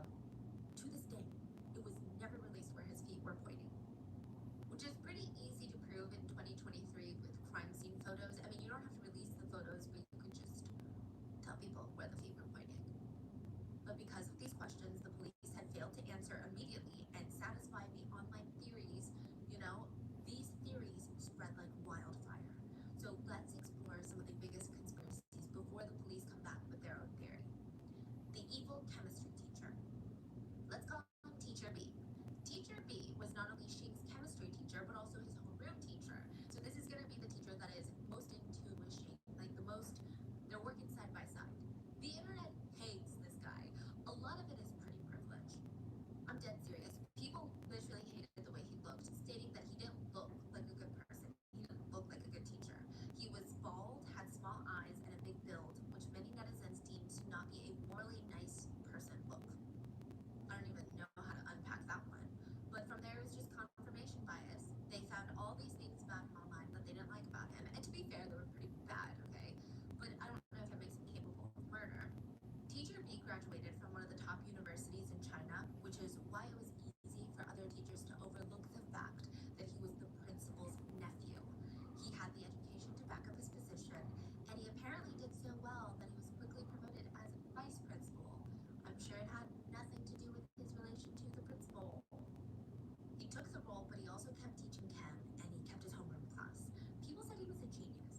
principal said that he could have easily found a way to kill Shing in a way that would be undetected in Shing's body. And maybe he did it to prove to, like, this guy seemed egotistical, that's what people said. Maybe he did it to prove that he could commit the absolute perfect murder. Other evidence, quote, evidence, if you will, to back it up, is Shing's family came to record at the school to show the public that nothing was being done about their son. So they're like filming around the school, and teacher B was there, and he's like, hey, can you stop filming me? Asking the Who family. And the way that he spoke to the family was very heartless. You know, most people felt compassion for the parents, but the way that he was doing it was like, hey, legally you're not allowed to film me. Very caring. And technically, teacher B was in his legal right to ask the Who family to stop recording, but they refused, and they were very upset. They were saying things like, okay, well, if you don't want to be filmed, then you can stand away from the camera. Like, we're not trying to get you. You can stand over there. We're not trying to film you. Get out of the way then, if you don't want to be in the video. Teacher B said, no, I'm going to stay right here. Why should I move? 就为了加分，为了取证嘛，拿手片在律师。好，其中有一位老师就很凶，他说你不要录，他说你不要录，你不侵犯了我的肖像权。我们家属，我要是介意你的肖像权，我们可以，你可以跑远一点，你不要来凑这个热闹，你可以回避。他说不行，我说不行，然后呢，我说你长一不像刘德华，二长得不像郭富城，我录你干嘛？然后后来他很凶，很凶的抢我老婆的手机，把我的手机的老婆这个弄灭了。然后就是这个光头老师，他很凶。 Netizens didn't like it. I mean, it wasn't a good look for teacher B. And, like, technically, it doesn't make him guilty of murder, but I will say it's a very strange reaction. Netizens said, as Shing's homeroom teacher, a student from one of his classes was missing. Shouldn't he be actively cooperating with the parents, or, I don't know, have at least a little bit more compassion? But it seems like he just was very, like, no, legally, you're not allowed to film me. It's just weird. Later, netizens found an online forum from students who went to that high school, and apparently teacher B got into a fight with another teacher one time, and that other teacher got into the hospital and had to get 10 stitches because of this fight. Remember how the police had professionals look through the security tapes to see if the footage had been tampered with, and they said that it wasn't? Well, after the professionals came back saying that they hadn't been edited, the Who family lawyer got a hold of the tapes and took it to their own professionals. They were able to recover some footage. And that footage showed the chemistry teacher and the school principal entering the CCTV camera monitoring room. So even though the logs were deleted, we do know at least they were in the room where you could monitor the CCTV cameras. So now, they did delete stuff. It could be very easily argued that they did not delete stuff, but they were trying to look at the CCTV camera to see where he had gone because he went missing. Which is a very normal response. You know, I imagine if someone went missing. Why would you delete that then, right? But the police are saying it wasn't deleted, it was faulty. Like, it was a glitch. Okay. Yeah, the system glitched. Okay. So, I mean, you could argue both ways, and it would make complete sense both ways. So it's very hard to say. Now, they allegedly stayed there until about 2 a.m. the next day, about the time that Shing's father first got to the school. Now, you could argue that's a lot of time to delete and alter footage and come up with a story. Other people could argue, yeah, because they're probably so panicked about looking for answers because the dad is about to show up and demand answers. And to be fair, it is the principal and the vice principal, so it kind of makes sense. But I don't know. Do I think he's a good person? No. He made another teacher get stitches, but I don't think it was right for the internet to drag him through the mud and accuse him of murdering a 15-year-old. There were headlines that just had his picture and wrote, "Murderer of Student Shing," or headlines that read, "Shing was evaporated by chemicals made by his chemistry teacher." And a lot of the comments were like, yeah, you could just tell he's evil just by looking at him.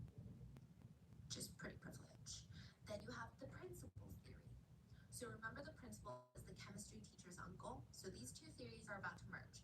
According to some of Shing's classmates, Shing had a girlfriend, and there was a rumor that Shing went to visit his girlfriend in her dorm room at around 10:30 a.m. October 1st, so 2 weeks before he vanished, and he found the principal in there with his pants around his ankles. Classmates said Shing saw the principal quickly pull up his pants and push past Shing as he left the room. His girlfriend started crying and told him through her sobs that she had been R-worded by the principal. Allegedly, the next day, the principal had a little chat with Shing to force him to keep quiet about what he saw, and the principal had to make sure he kept his mouth shut because if not, not only could he lose his job, but the principal would find himself in prison for 3 to 10 years if this ever got out. So maybe, just maybe, the principal asked the chemistry teacher, his nephew, to help him, you know? A piece of evidence to support this theory is that apparently Shing had called his mom on that day crying and just said that he really wanted to cry, but no matter how much she asked, he refused to tell her the reason why. The two of them, potentially, the theory is, plotted for Shing to go missing, and they asked him to meet with them on the night of October 14th, and that's why the cameras were scheduled to be shut off. So they scheduled for the cameras to all go down. They were going to meet with him, so instead of him heading to studying class, he was going to go meet with the principal and the vice principal. Other things that support this theory was that there were rumors that the school had mistreated students and led them to take their own lives. 3 years ago, a female student ended her life by jumping from the roof. The school allegedly gave her family over $100,000 to keep quiet. A few months before Shing died, another girl died, and the story was that she was caught cheating on her test, and her teacher wanted her to pay money. What? It sounds like blackmail, like, hey, pay me money and I'm not going to report it type of thing. She was very stressed and ashamed, and she ended her life. Now, some students said that's not actually what happened. She was essayed by administrators, and that's why she took her life. Again, these are all internet speculations. There are 2 students that did die other than Shing, but the reason why it's all speculation. Now, in the end, the police cleared the chemistry teacher and the principal of any wrongdoing. So then we have the blanket theory. The what theory? So some deleted footage from CCTV cameras were recovered by the hired professionals from the family, and one of them was from the stairs of the Door building. Remember where their professional sniffer dogs came in and also signaled? And the footage shows around the time that Shing disappeared, there was a white blanket that fell down the stairs. And the white blanket, like, imagine throwing a white blanket down the stairs. You kind of can already picture how it's going to tumble down the stairs. This white blanket looks like Casper the Friendly Ghost. Like, the way that it falls down the stairs, it looks like there's something in the white blanket. I'm going to be honest with you, it looks like something's in the white blanket. But the theory gets a little crazy, okay? They said that someone had thrown this white blanket over Shing and thrown him down the stairs and then cut off the CCTV cameras and then disposed of his body.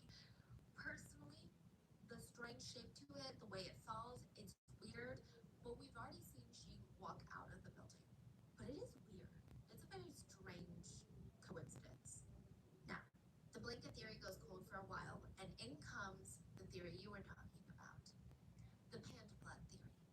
This is perhaps the most outlandish theory, but there was a rumor that Shing had a very, very rare blood type. The rumor was that only 1% of the population had this rare blood type, hence the name panda blood. The school might have known that he had this blood, maybe from his past medical records that were submitted or from a nurse's visit, but people speculated that an illegal organization must have been after his blood. Why would they kill a student for this type of blood? I mean, a student in a boarding school, you're going to get so much attention. Well, the theory was that a very powerful person, a government official of some sort, needed this blood to survive. The principal and the chemistry teacher were in on it to make a profit, so they shut down the security cameras. They helped with the kidnapping of the kid. And now the thing is RH blood. But RH is not a blood type, it's a protein. So either you have this protein or you don't. There's only 4 known blood types. There's A, B, AB, and O. And if you have the RH protein, you're typically a positive blood type, like you're either A plus, B plus, AB plus, or O plus. So it's not really rare at all. Yeah. Panda blood is not really a thing. Yeah, I mean, I believe there are rarer blood types. Like O blood is highly sought after because, you know, It's fun. yeah. Some people said it was for his organs, but I mean, you know, you would imagine then that its entire body blood completely if it was a rare blood type, or that his organs would have been missing, and there is no indication of any of that. In the end, the police did find evidence that he had taken his own life. So remember the recording pen that he had left behind. They were able to retrieve all the audio, and the police handed over the audio recordings to the family, but the police did not release them to the public. It was just really dark. The transcripts were released October 14th, the day of the disappearance, at 5:40 p.m. So this is when he's on that 5th floor balcony. He turned on his pen and he said, "Now that I'm standing here, I feel so nervous. My heart is beating so fast. To be honest, I don't really have a reason why. I just feel like life has no meaning. What would happen if I jump? I don't know. Probably no one would notice for now, but after a few days, people will definitely notice. Why didn't I jump? I really want to jump? No. No, maybe I don't." The second recording recording was taken the same day at 11:08 p.m. It's speculated that this was when he took his own life. And he said, "There's no more meeting. It's almost midnight. I might as well just wait a little bit longer and die. I can do it because today I just feel so unsure. Now I just want to die. I really feel like there's no longer any meaning in life." Fellow students and teachers came to state that he expressed on multiple occasions that he was stressed. He had insomnia, he was struggling to stay focused on his studies. It's believed that the tipping point for 15-year-old Shing was just 3 days before his disappearance. He ranked the lowest in his class on his geography test.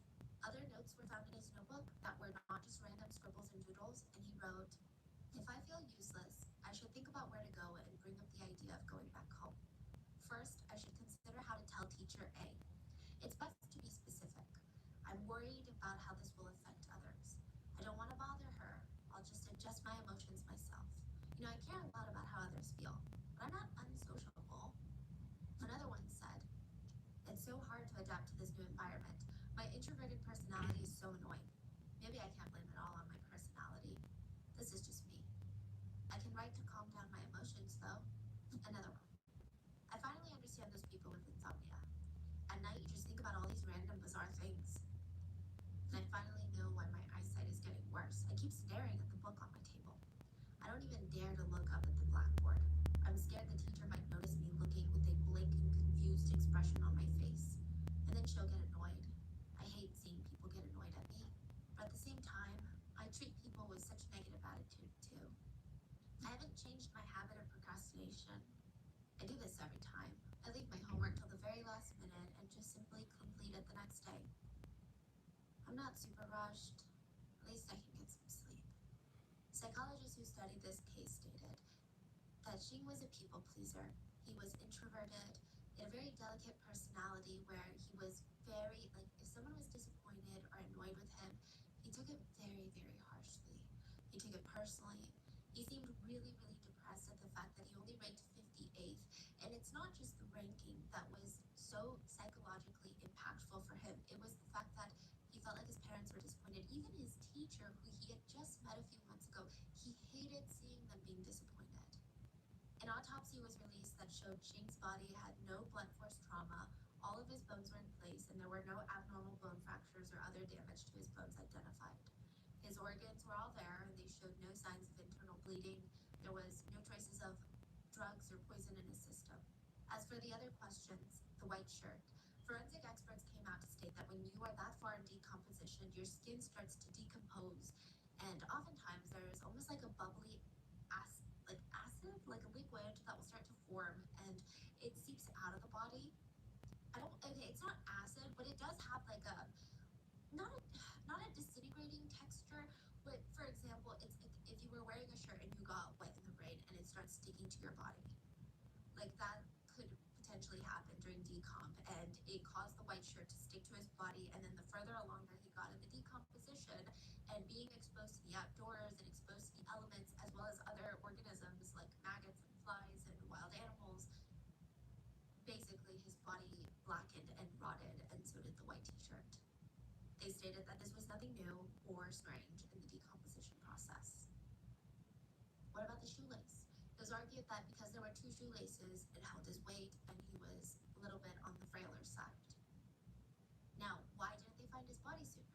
The police argued that because there were usually stationed guards at this abandoned shed 24/7, when rescuers came to search the area, the guard just let them know that nobody had gone in or out of the sheds recently. So they just visually combed the area and left, and a thorough search was never done. Now, this one feels iffy, but it kind of reminds me of people being incompetent. I think the way that he got into that area, there probably wasn't a guard paying attention. Or maybe there was never a guard there, but the school was supposed to have a guard there. So they faked it later and was like, "Oh yeah, the guard was there." But I guess he just missed him. In the end, ultimately, it did seem like all the roads lead to him making the choice. The Hu family, they were devastated at their loss, and I'm sure there's a lot of emotions to unpack. I think with cases like this, there's a lot of guilt. It didn't help that the netizens turned on the Hu family. A lot of netizens completely switched sides and went from giving support to Mrs. Hu to asking her, "How did you not know? Were you just a tiger mom that only cared about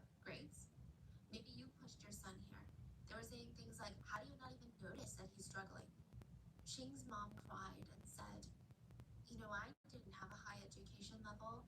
I didn't even know what depression was. I thought providing food, clothes, and education to my children was everything I needed to do." The online hate got so bad that Mrs. Hu deleted the posts about her son. They also had to move out of their family home. The case was not completely shut and done, though. There are some still loose ends and theories floating around. First of all, netizens still have questions about how the body was when it was found. The jacket being hung backwards is a big detail.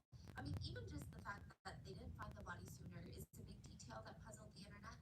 But as for the jacket, a psychologist came out and argued.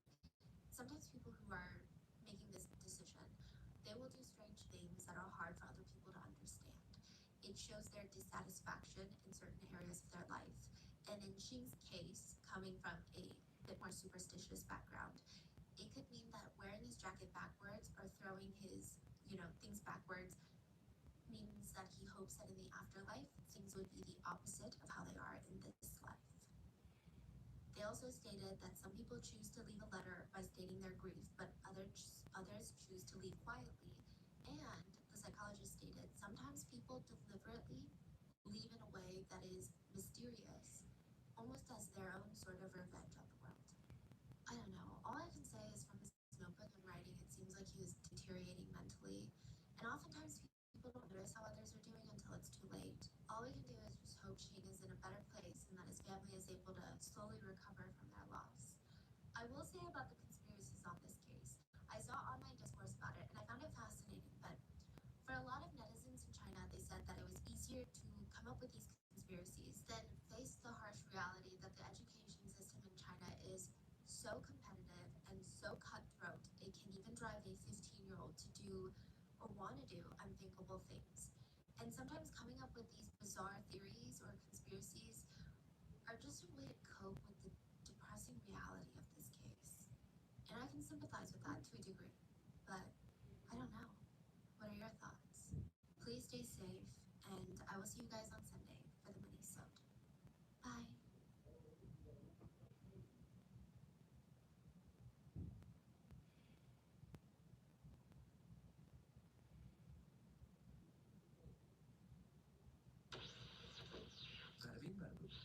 The winters were brutal at the Linshu boarding school in China. By January, it's usually around 20 degrees Fahrenheit. It is dry, frigid, and the wind makes it feel even colder than it actually is. So it probably feels like 10 degrees Fahrenheit.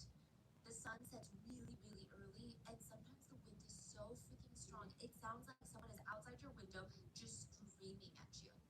This particular winter was probably the worst, though, because one of the most popular girls in the entire boarding school had gone missing.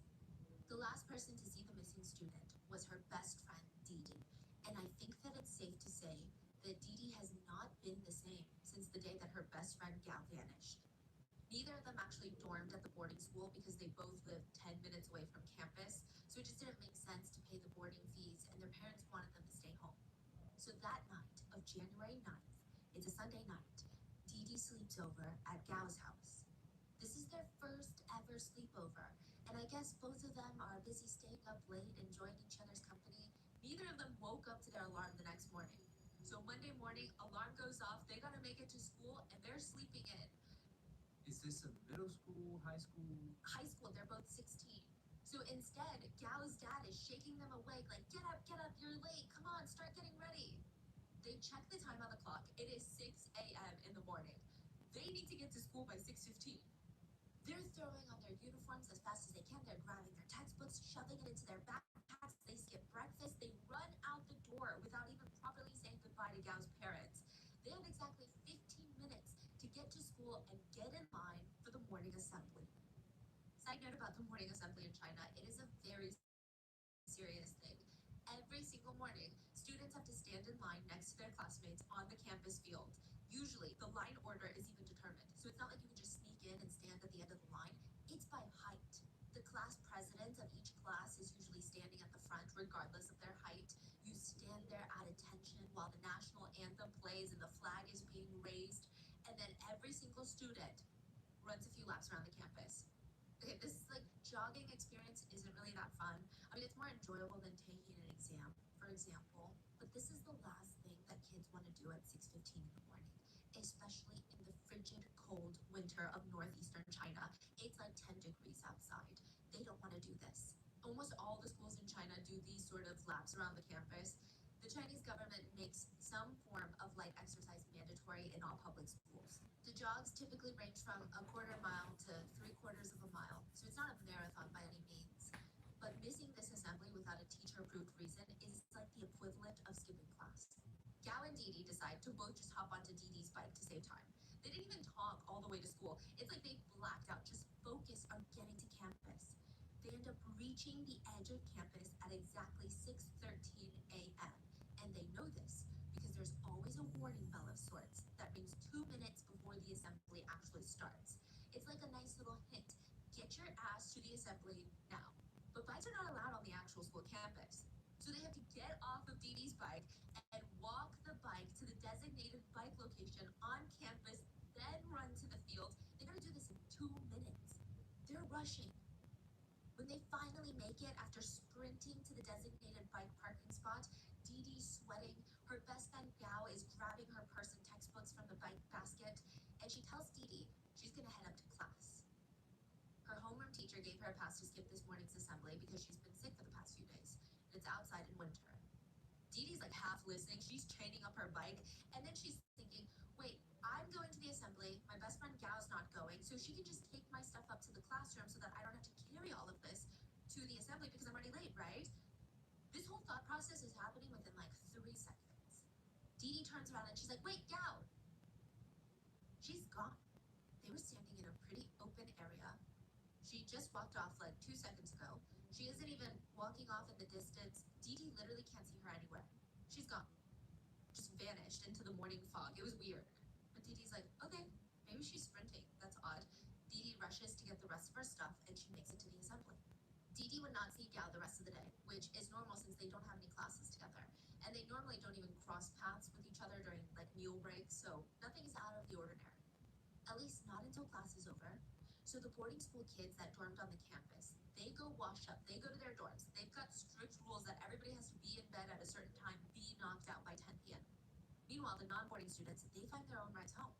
And Didi's out there waiting for Gao because she's thinking, I'm the one that brought her to school, so I should be the one to drop her off at school. I can't just like leave her hanging. So she's waiting. She sees all the non-boarding kids walk out, and Gao's not there. And Didi's kind of like poking her head around to see, is she in the crowd?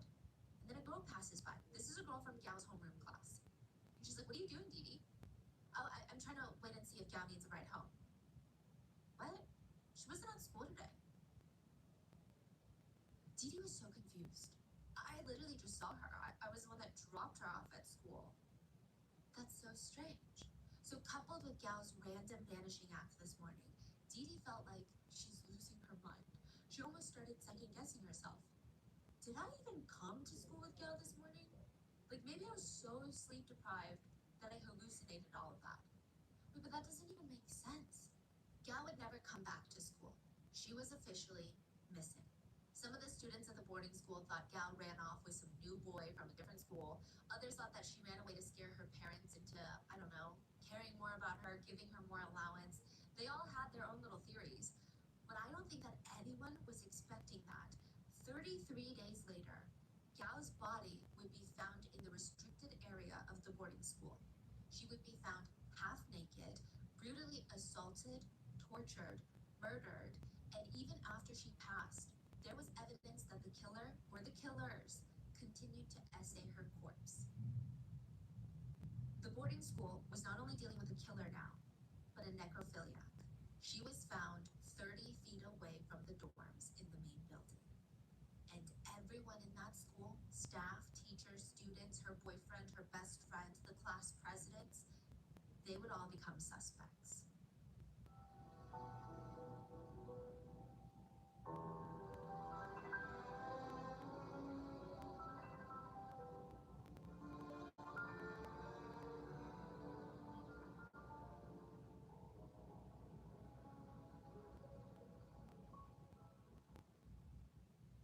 We would like to thank today's sponsors who have made it possible for Rotten Mango to support the Innocence Project, the leading nonprofit in criminal justice reform. They've been working for over 3 decades to free the innocent, prevent wrongful convictions, and create fair, compassionate, and equitable systems of justice for everyone. This episode's partnerships have also made it possible to support Rotten Mango's growing team of dedicated researchers, translators, while they focus on shedding light on stories from all over the world. We'd also like to thank you guys for your continued support as we work on our mission to be worthy advocates of these causes. And as always, show notes are available at rottenmangopodcast.com. Today's case happened in China. We had our Mandarin-speaking researchers and translator help with gathering of the data on this one. But if there is anything that's lost in translation, miscommunicated, or if you have any additional information, please let us know in the comments. Now, just one quick disclaimer before we get started. Almost everyone involved in this case was given an alias, so we don't actually know any of the witnesses' real names. And a lot of the aliases' surnames were really similar, or if not the same. So just to avoid any confusion, we will be giving them aliases of our own. So with that being said, let's get into it. The man was sitting down watching TV. This is like the only time during the day that he can truly escape and just forget about everything that's going on in his life. If he had a choice, he probably would not be watching this particular channel. He was not really a true crime fan, but there were a ton of other people in the room with him, and so it's not really up to him. So he sits there watching this true crime documentary. The focus was on a high school boarding student who went missing years ago. There were so many twists and turns in her case, it made for a good documentary, until they finally caught the killer. He was a man who read a horror story and got so inspired by this fictional, creepy story about murder, death, and lust that he wanted to recreate the same exact scene with a real-life person. He wanted to participate in essay torture and necrophilia. And the man watching the TV, he was the man that they were talking about. He was watching from prison. Just 5 years ago, the Lin Shu boarding school was in full chaos. I mean, concerned parents are calling the school. Some students are transferring to new, safer schools. Classes are being interrupted as police officers are rushing through the main building, going room by room, dorm by dorm, searching for 16-year-old missing Gao. They're checking the closets, they're checking under the beds. They even searched the teachers' dorm rooms. But something about the search, it felt like the police were looking for her body. And for whatever reason, they believe that Gao, the missing student, was still on campus. Now, Gao's parents, they're very wealthy, so the police are going to leave no stone unturned. So Gao's dad, he's a prominent business owner who owned this mechanical company, but he also has a strong political influence. He served as a representative of the People's Congress in Linyi.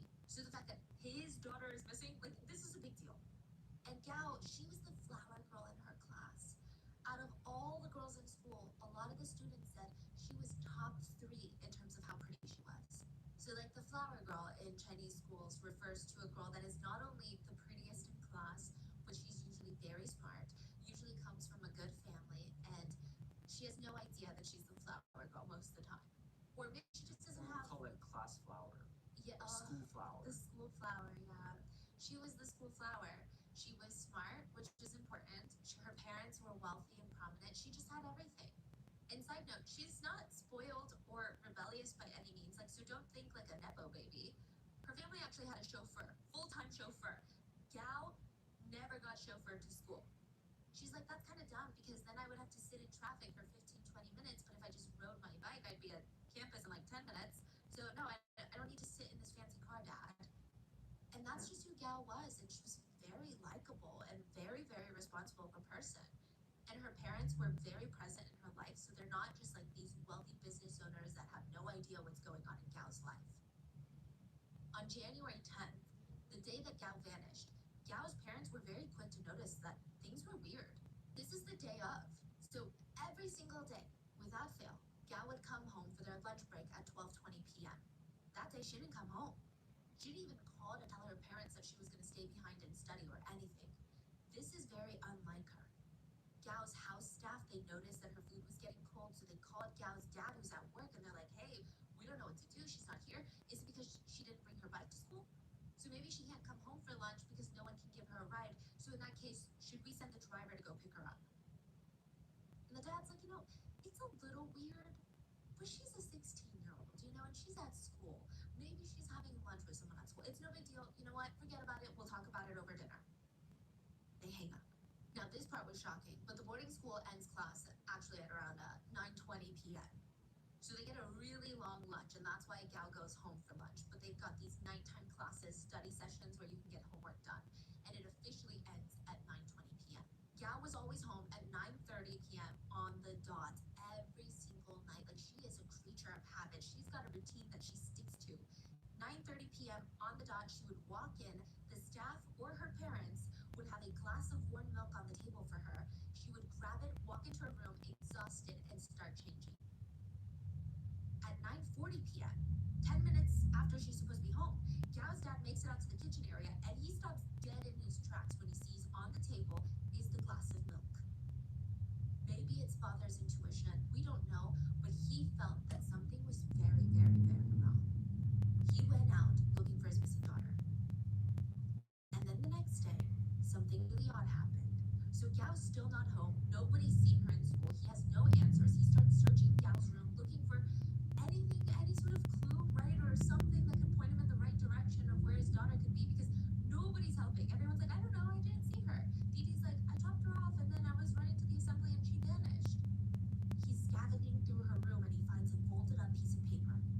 It's got a phone number and an address on there. He does not recognize this address, but it's in Shibo County, which is about 200 miles away. To get there, that's like a 3.5-hour drive. Gao's dad gets in the car, he starts driving.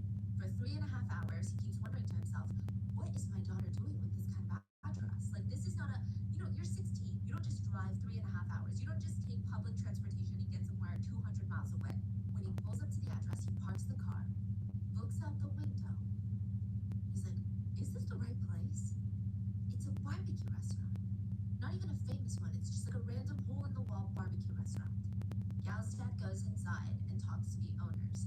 The owner's daughter actually knew Gao and said, Gao was actually talking to one of my guy friends at my school. They had met online and that's how I know Gao, but they've never actually met in person, and I don't think they've even spoken on the phone in the past few months. That's all the information he got. Yeah, but why would she have the address on a paper? Exactly, so it's the question of, did she not throw away the restaurant address? Why did she have it in the first place? Did she plan on going to meet him? Or was there something going on with this boy? Like, what's going on? Is this where she came the day that she went missing? Gao's dad didn't really know what to make of this, but he knew that he needed to find his daughter, right? So he posted a $42,000 reward for anyone who could help locate his daughter. This is a crazy amount of money in this local town. I mean, it's a crazy amount of money anywhere, but the average monthly salary in this town was around $116 US. The reward is $42,000 US. A bowl of noodles only costs about 70 cents. For this town, $42,000 is life-changing money.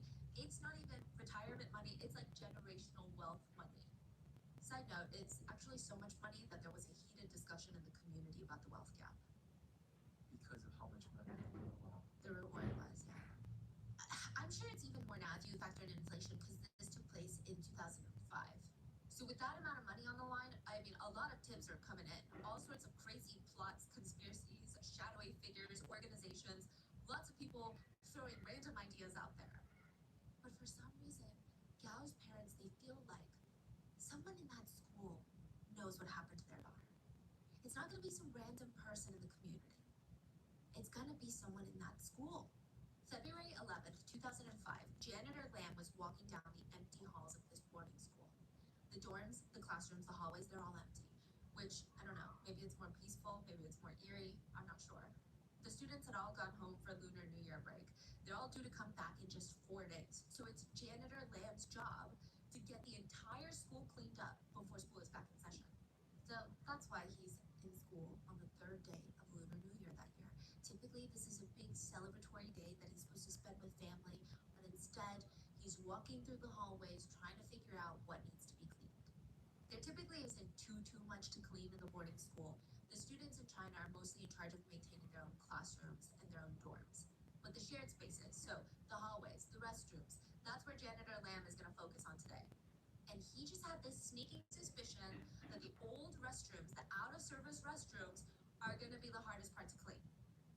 Now, I'm going to quickly give you the lay of the land. The main building is the academic building, as they call it. It's 5 stories high, and it consists of all the classrooms, teachers' offices, and about half of the dorms. So it's a mixed-use building. Then then on campus, you have another building that's got a few other offices and rooms, but it mainly serves as a primary dorm building. And I believe that's where all the girls are. And of course, you've got the basketball court, the field, the parking lots, all of that. But the academic main building is the one that we're going to focus on today. So each floor of that building has old and new restrooms. Most of the old bathrooms in the building are considered restricted, and students are not allowed to use them anymore. But you are allowed to go in and use the sink, which makes it sound like it's not that restricted, right? But let me give you some context. So the bathroom layout is a bit different from what we're used to. You know how in most public restrooms you walk in and there are a few sinks out in the open. Then you have almost this hallway of toilet stalls that are lined up next to each other on either side. Walk out of that little hallway, out of the stall, to wash your hands. Well, at this school, the old restrooms had that, but they also had a door blocking the actual restroom stalls from the sinks. So separate the hand wash. Yeah, and it's like a full-size door, so you have a gap at the bottom or the top. Like it's like a full frame door where every part is covered. So if you want to use the restroom, you would have to open that door, and then you would be facing all of the toilet stalls. And because that door is there, and all the toilets are out of order due to water pressure issues, the janitors, they went through and they padlocked all of the doors that lead into the toilet stalls. So truly, you can only go in and use the sinks. You can't even go hang out in the toilet stalls. It's padlocked. Well, before the break, the students considered the sink area of the old bathrooms their personal closet, their personal trash can. So before break, everyone's like, go clean your dorms. And the kids are like, you know what? I'm gonna go just dump all of my trash in the sink area of the bathrooms. That's what they were doing. So, I mean, I guess you could argue that they thought it was okay. Most of the trash were, do you know what wheat husk is? In Korea, we have these pillows as well, where they're like Oh, yeah, almost yeah. grain pillows. Yeah. Like dry wheat type of pillow. Yeah. Yes, so they would have all of that stuffed in their pillow, and I guess they're trying to get rid of it before the break is over because the teachers are like, get rid of your pillow stuffing. So they threw a bunch of the pillow stuffing down the sink because they're like, oh, this is organic matter. It should be okay. It was a little odd. So Janitor Lam starts cleaning, and his coworker, Janitor Huang. So these are the two janitors that manage the entire campus, right? Janitor Huang told him, hey, if it's messy in the old bathrooms again, like it is every time before break, just throw everything out the window. It's a little odd, but bear with him. Janitor Huang is saying most of the time they're throwing away like the wheat straws, the wheat husks, right? It's organic matter. So just sweep it all up into a broom and then throw it out the bathroom window. Since sounds a little odd. Since all of the bathrooms are on the same spot on each floor plan of every single floor, there's no other windows beneath the old bathrooms. So instead of like lugging around a giant trash bag and then like putting in the wheat husk, just throw it out the window. We can have a pile at the bottom of the window on the ground floor outside. I will funnel it into these trash bags and then go take it to the dump site. That makes sense. Yeah. So Janitor Huang is like, hey, whenever you get a chance during break, go in and do that, and then before school starts, I'll come in and clear up all the debris. Janitor Lam goes in alone, and he starts, it's an efficient idea. He thinks, okay, this is smart. So he starts going from bathroom to bathroom. Now here's the thing. The window is at the opposite restricted area. So you know how that door leads to the toilet stalls? And then at the very end is the window. There's no other window. So he has to unlock every single padlock and then drag it through the toilet stalls and then out the window. Janitor Lam gets to work on the old bathroom on the first floor. It was messy, just like they suspected. And once he was done, he made his way up to the old restroom on the second floor. And then the third. He gathered up all the trash around the sink area on the third floor old restroom. But when he went to go unlock the padlock to get to the window, it's not opening. He's like, oh my gosh, is this the wrong key?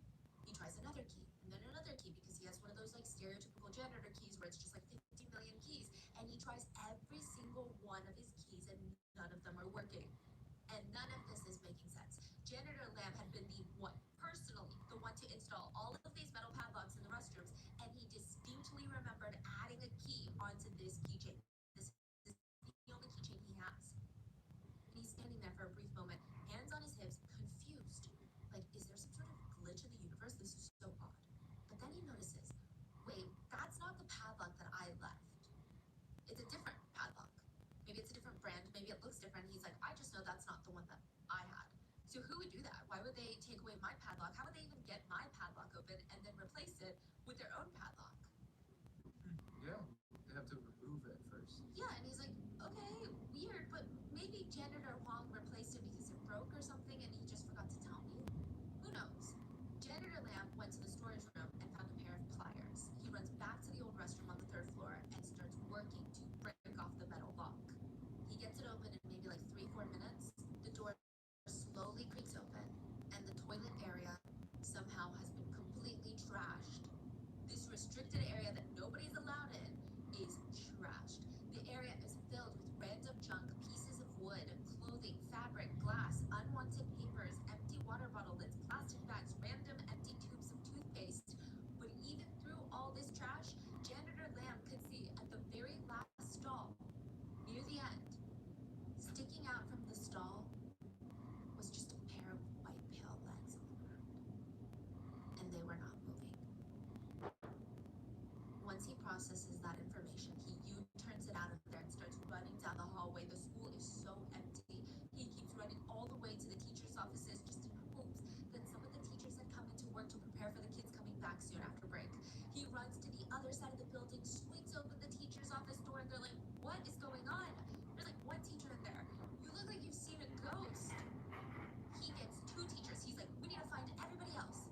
He gets 2 teachers to come back to the 3rd floor restricted restroom with him.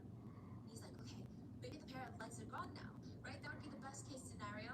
Maybe I thought someone is dead, but it's just all a harmless prank. Or maybe it's like a drunk student that somehow got into the restricted area, passed out, I opened the door, and then they got up and walked off, right? The legs were still there.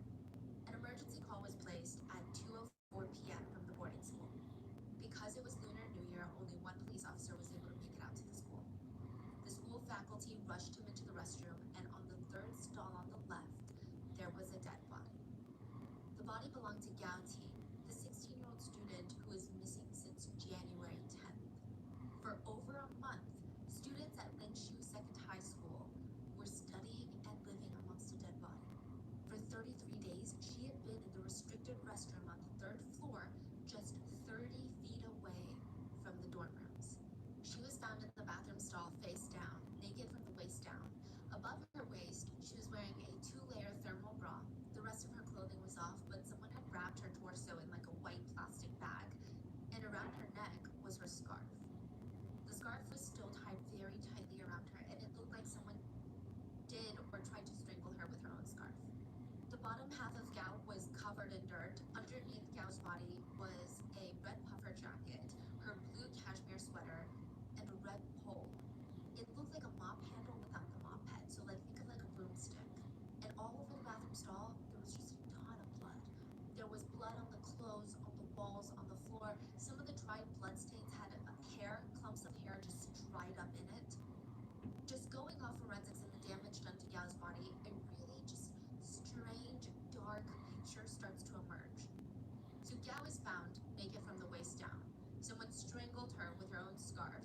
Gao's left cheek had 4 visible finger indentations on them. So it looked like someone had either slapped Gao with so much force that it left an imprint on the side of her face, or it looked like someone was grabbing her face, like gripping her face.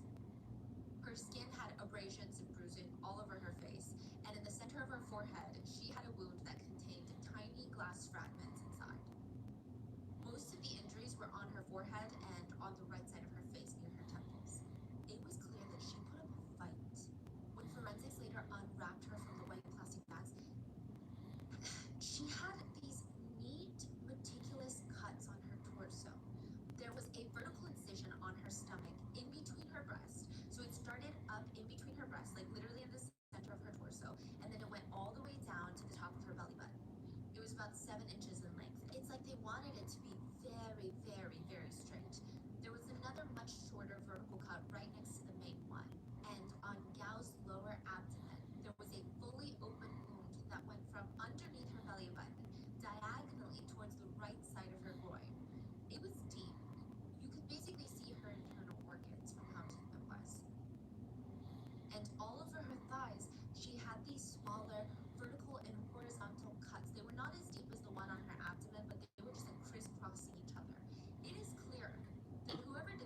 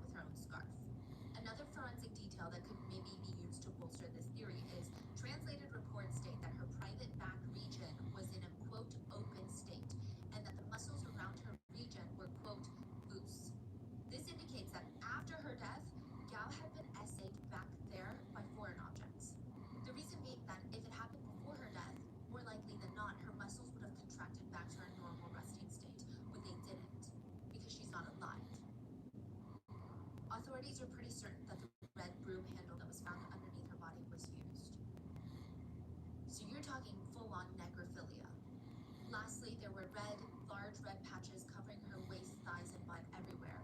And Gao's belongings were also found in the restrooms.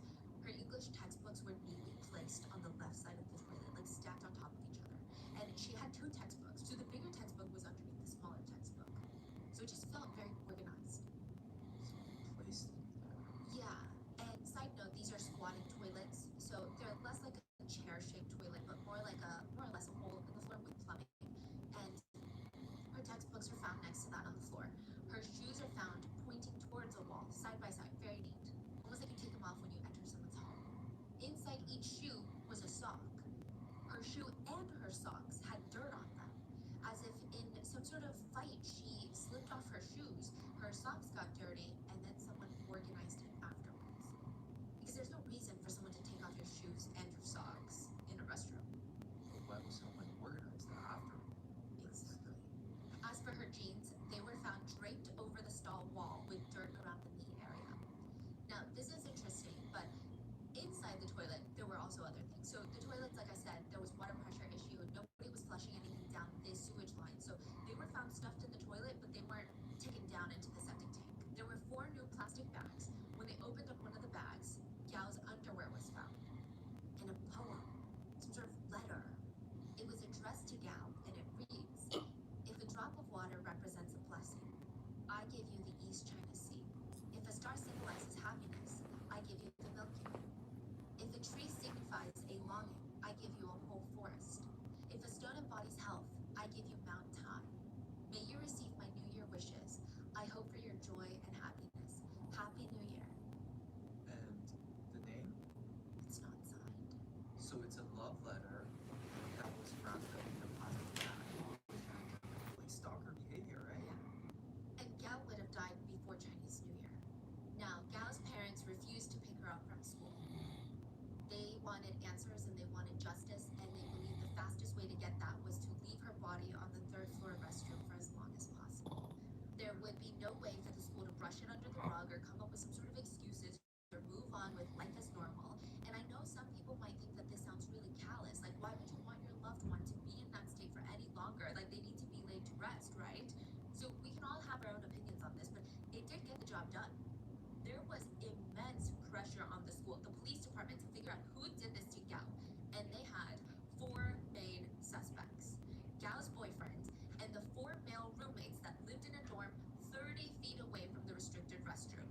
To give you context, that's like walking 12 steps. 30 feet sounds like that's 12 steps. 12 steps away from the restroom. Let's start with Brian, the boyfriend. Now, those who knew the couple said Brian was not a great boyfriend. Technically, Gao could have any guy that she wanted in the school. Like you said, it's a class flower. She was the class flower. Boys from other classes would even go out of their way to walk past her classroom just to get a glimpse of her. And yet, Brian never treated her like a flower. Side note, they are called boyfriend and girlfriend a lot in a lot of sources, but for a lot of Chinese high schoolers, they're usually not officially a boyfriend and girlfriend. So dating in Chinese high schools might just means that they're talking to each other more than others. They're sharing lunches and waiting for each other in the hallways, but they don't really go on dates. They don't really do stuff outside of school. So Gao and Brian, they weren't getting along.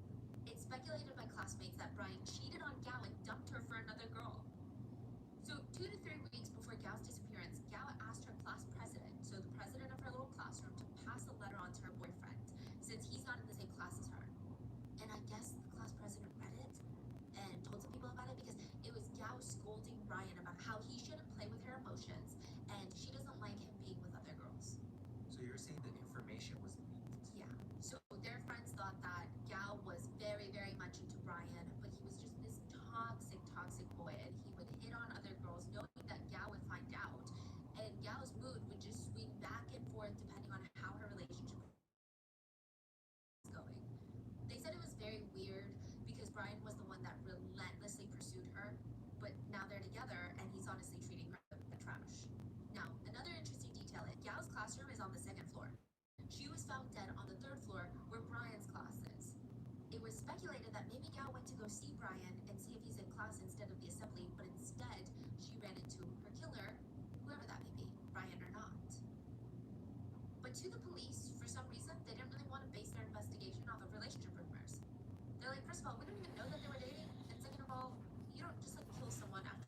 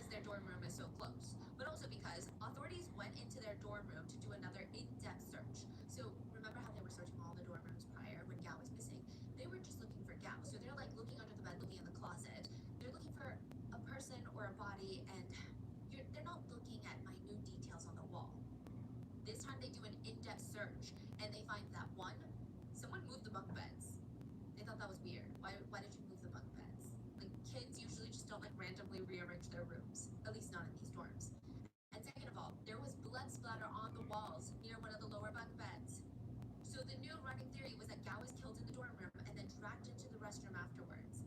But when they tested the blood on the walls, it wasn't Gal's. And as for the bunk bed being moved, one of the roommates had a pretty legitimate reason of like why he had to move it, because he had to move luggage around. It was a whole thing. And his parents were there when he moved it. So the police dug a bit deeper into these 4 roommates, and most of them, they were in Gal's homeroom class. They had been interviewed when Gal went missing, and they all said they had no information on where Gal could be. Like, they knew nothing. They knew nothing. But after finding Gal's body, now they knew something.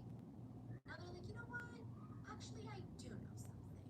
Side note, Sammy was quickly ruled out as a suspect because he was at the assembly that morning. Albert, Peter, and Jason were not at the assembly that morning. So let's start with Albert. Albert told authorities that the morning of January 10th, he was in the dorm room. He was given explicit permission to skip the school assembly because of a foot injury that he had, so he can't run laps around the campus. He was laying in bed, and then around 6:23 a.m., the other students are jogging and it's quiet. He hears a series of increasingly loud screams coming from outside. It sounded like someone was in distress. And at the very end, he said that he could hear someone screaming something along the lines of, "What are you doing?" Albert wanted to jump up and run outside, but foot injury, remember? It was going to take him quite a bit of time to put on his shoes. Thankfully, his roommate Peter is in the dorm room with him. Peter is fine. He puts on his jacket, runs outside to investigate. Albert puts on his shoes as quickly as he can, but he's following out after Peter. He's late. Once he opens that door, he can see Peter standing in front of the restricted restroom talking to 2 male students. Now, if you had to take a guess, it looked like the 2 guys had gotten out of the restroom. They're trying to act chill outside of the restroom. It was kind of weird. And Peter was asking them, "Hey, did you guys hear the screams?" And Albert can't really see them. He can't really hear them. He's just limping closer and closer to them. And by the time that he gets there, the 2 guys have walked away. So now he's alone with Peter again. And apparently it was just nothing much to see. Albert didn't really think much of it. He just kind of shrugged it off. He went back to the dorm room and started getting ready for the first class of the day. So they live on the 3rd floor, but their main classes are on the 2nd floor. So they've got to take the stairs down. And while they're going down, he said that he ran into another student named Zhang. Everyone had at least heard of Zhang because he was the class president for class number 24, and Albert had actually gone to middle school with Zhang. Anyway, Zhang lived on the 2nd floor, and he had his classes on the 3rd floor. So they meet on the stairs. They run into each other. They cross paths, and Albert casually asks Zhang, like, "Hey, were you at the assembly this morning? Because I wasn't, and I heard some screaming. Did you hear any screaming?" He said that Zhang said yes, and that was it. He was like, "That's so interesting, because it seemed like the screams probably weren't loud enough to be heard on the 2nd floor. And also, why wasn't Zhang at the assembly at the time then?" Police asked Albert, was Zhang one of the guys that Peter was talking to in front of the restroom? "I'm not sure. All I remember is I think that one of the guys was really tall, maybe like 5'6". The other one was a bit shorter, like 5'4". So he knows their heights, but he doesn't know any other identifying factors about them. So Albert injured his leg. Yeah. He didn't see the 2 people, but Peter did. Peter was talking to them. So why didn't they just ask Peter? I guess Albert, the police are gonna ask Peter in a second. But I guess Albert didn't ask Peter because he's like, "I don't know who they were." No, he's like, "I don't know. It was way too early in the morning and the lights in the hallway were dim, so I didn't get a good look at the boys." But Peter did. He's the one talking to them. So Peter tells authorities that he was skipping the assembly that day too. They're like, "Why?" He stated because he's a little chubby. That's what he stated. He's plus size, he struggles with body image, and his teacher lets him skip the morning jogs. So he's staying in the dorm room with Albert, and just like Albert, at around 6:23 a.m., he hears screaming. There would be like a scream, and then 10 seconds of silence, and then a scream, and then 10 seconds of silence, and then finally, the last scream was something along the lines of, "What are you doing? Help!" By that point, Peter was already putting on his clothes to go investigate. So he runs out of the dorm room, and he says, "I saw 2 guys standing in front of the restricted restroom, and one of them was Zhang." But the other guy, Peter was like, I'm not familiar with this guy. He's not in any of my classes. All I remembered was that it's a guy that wears glasses." Later, Peter would be shown class photos to ID the second guy outside of the restroom, and it was a student named Kenny. So Kenny and Zhang are standing outside the restroom, but it looked like they're kind of facing the restroom. Like, it looked weird. It's like, what are you doing outside this restroom right now? There's an assembly going on. Why aren't you at the assembly? Peter said he asked them, "What are you doing?" And Zhang just responded, "We're not doing anything." Peter thought it was so strange that he kind of stuck his neck into the restroom, the restricted restroom,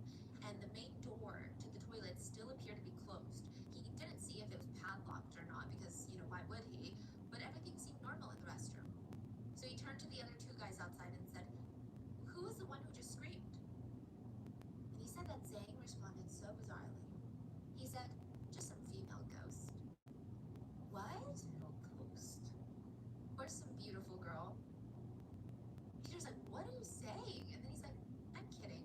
It's probably nothing. And then they walk off. And Peter thought they were so weird. Like maybe they just have an odd sense of humor, but that's so weird. He didn't even have a proper response. And then Albert catches up, Zhang and Kenny leave, and Peter's like, weird. Later that day, he runs into Zhang again and asks him once more, what were you doing in front of that restroom on the 3rd floor? And he just said, oh, you know, goofing around with my girlfriend. Last Peter remembered, Zhang didn't have a girlfriend, so he's like, what is this guy saying? It was just weird. Initially, Albert and Peter seemed like very credible witnesses, right? Both of their stories, I mean, they're a little bit different because Albert didn't see anyone or didn't see the exact people standing outside the restroom, but the event seemed to be the same. But what is weird is that both of them completely failed to mention a 3rd roommate that's in the dorm room with them at the time. Like, it's very odd. You would think that that's something you remember. They just took it out of their testimonies. You would have no idea that Jason was laying in bed in the dorm room. He wasn't even asleep. He's right there with them. Why would they not mention that he was in the room? Didn't he run out too? He just lay there the whole time? Jason's story doesn't add up either. Jason was questioned by the police, and he said that he was skipping the school assembly because of a stomach ache. He said he was laying on the top bunk waiting for classes to start. And that's it? Yeah, that's it. Then he went to class. He makes no mention of any screaming, no mention of people running out, his dorm mates. He's like, I don't know what you're talking about. I was just laying there, and then classes started, so I went. I didn't hear any screaming. It was just weird. Is Jason lying? Are the others lying? Was Jason so sick that maybe he tuned out the screams? Police didn't really know. What they did want to investigate Zhang and Kenny, the 2 boys outside the restricted restroom. So Zhang is 15. He is a year younger than Gao. He was the opposite of Gao in terms of family wealth. He came from a not so wealthy family. They often struggled to put food on the table, but Zhang was kind of their hope in life.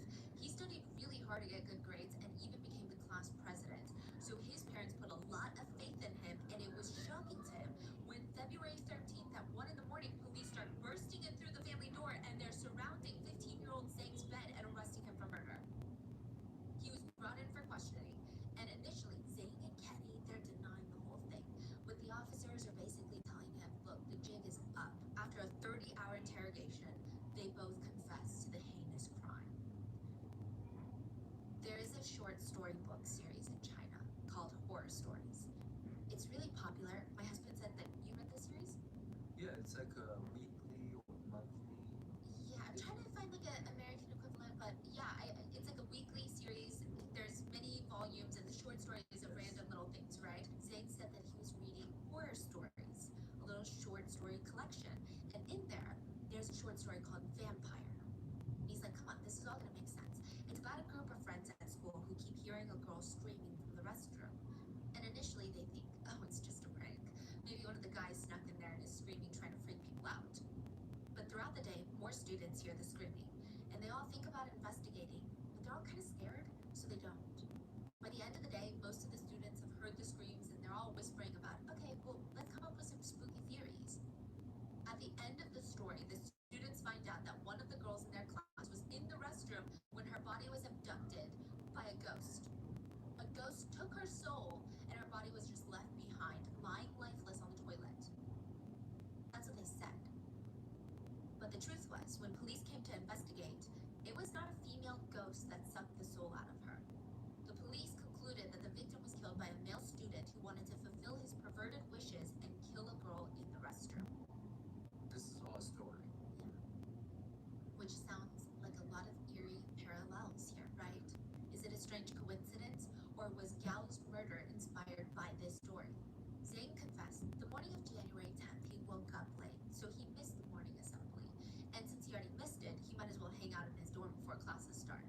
So he's sitting there flipping through, pages of his horror story book, and he starts getting excited by the explicit content in the book, and it makes him want to try it out for himself.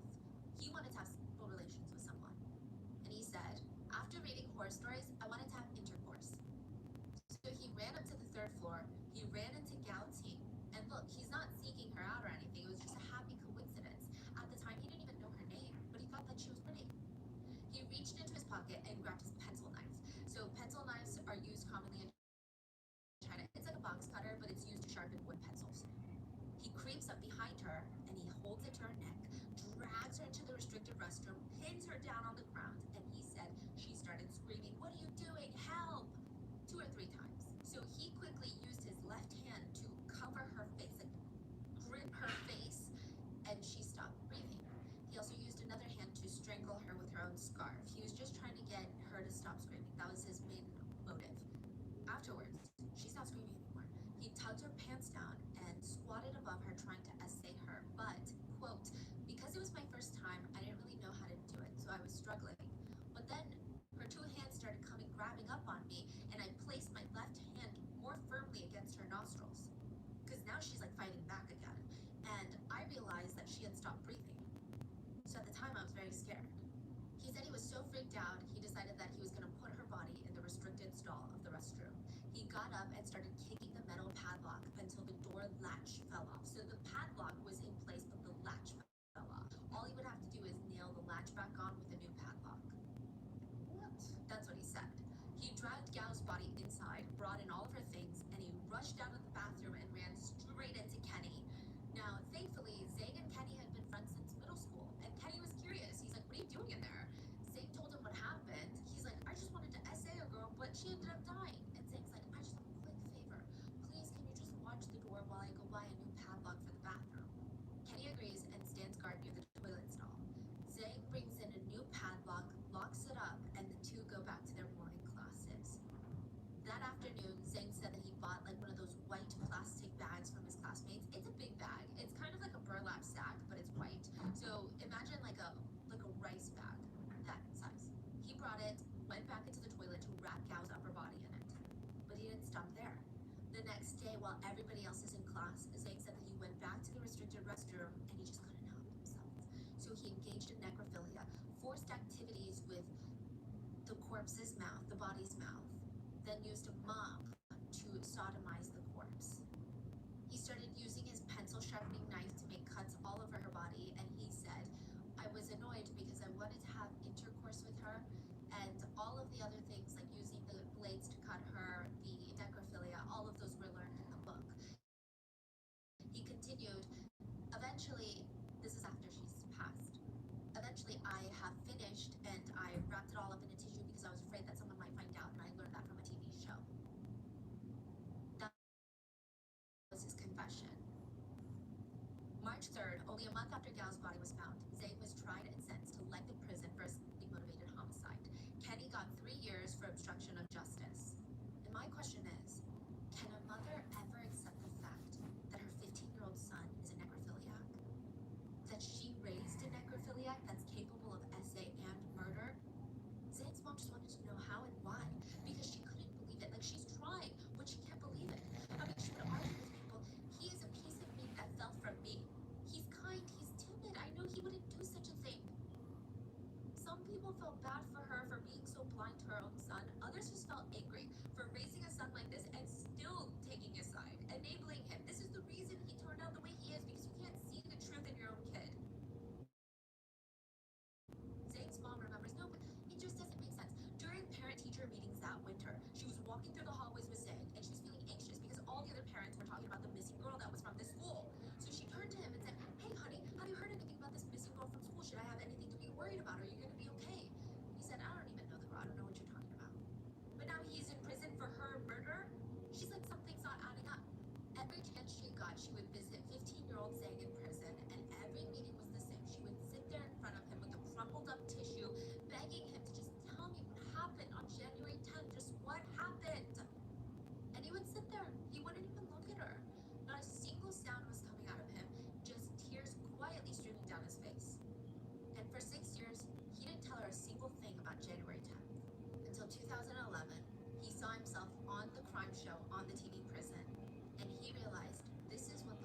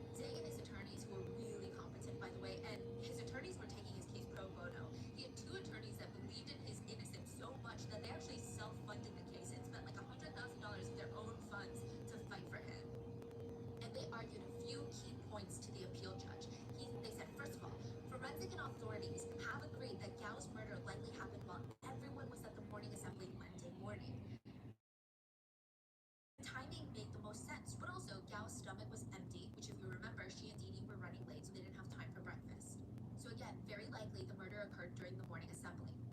Zhang was one of the class presidents. He was in attendance at the morning assembly, but he skipped the jogging part because it was his duty to bring his classmates' jackets back up to the classroom because they get hot when they jog. The morning jog starts at around 6:20 a.m. So Zhang starts heading back to the main building at 6:20 a.m. with all of his classmates' jackets. Albert and Peter said they heard screams at 6:23 a.m. That would have been very difficult, physically very difficult for Zhang to even run to the main building and run up 3 floors in just 3 minutes. And then fully attack Gao to the point where she's screaming for help. Yeah, and earlier they said he didn't attack us. I believe he was in the door. So that's not true. Exactly. And Peter stated he put his jacket on first. And maybe that took about 2 minutes, right? So let's add an extra 2 minutes to the 3 minutes. That's 5 minutes. And then he sees Zhang just standing outside the restroom looking all chill. Already had killed Gao. So he ran from the lab area into the building, up 3 floors, killed Gao in 4 minutes, maybe 5. What did he do with all the other jackets? That doesn't make any sense. He not only killed her, but he kicked open the latch of the locked door and dragged her body into the toilet area, walked out, and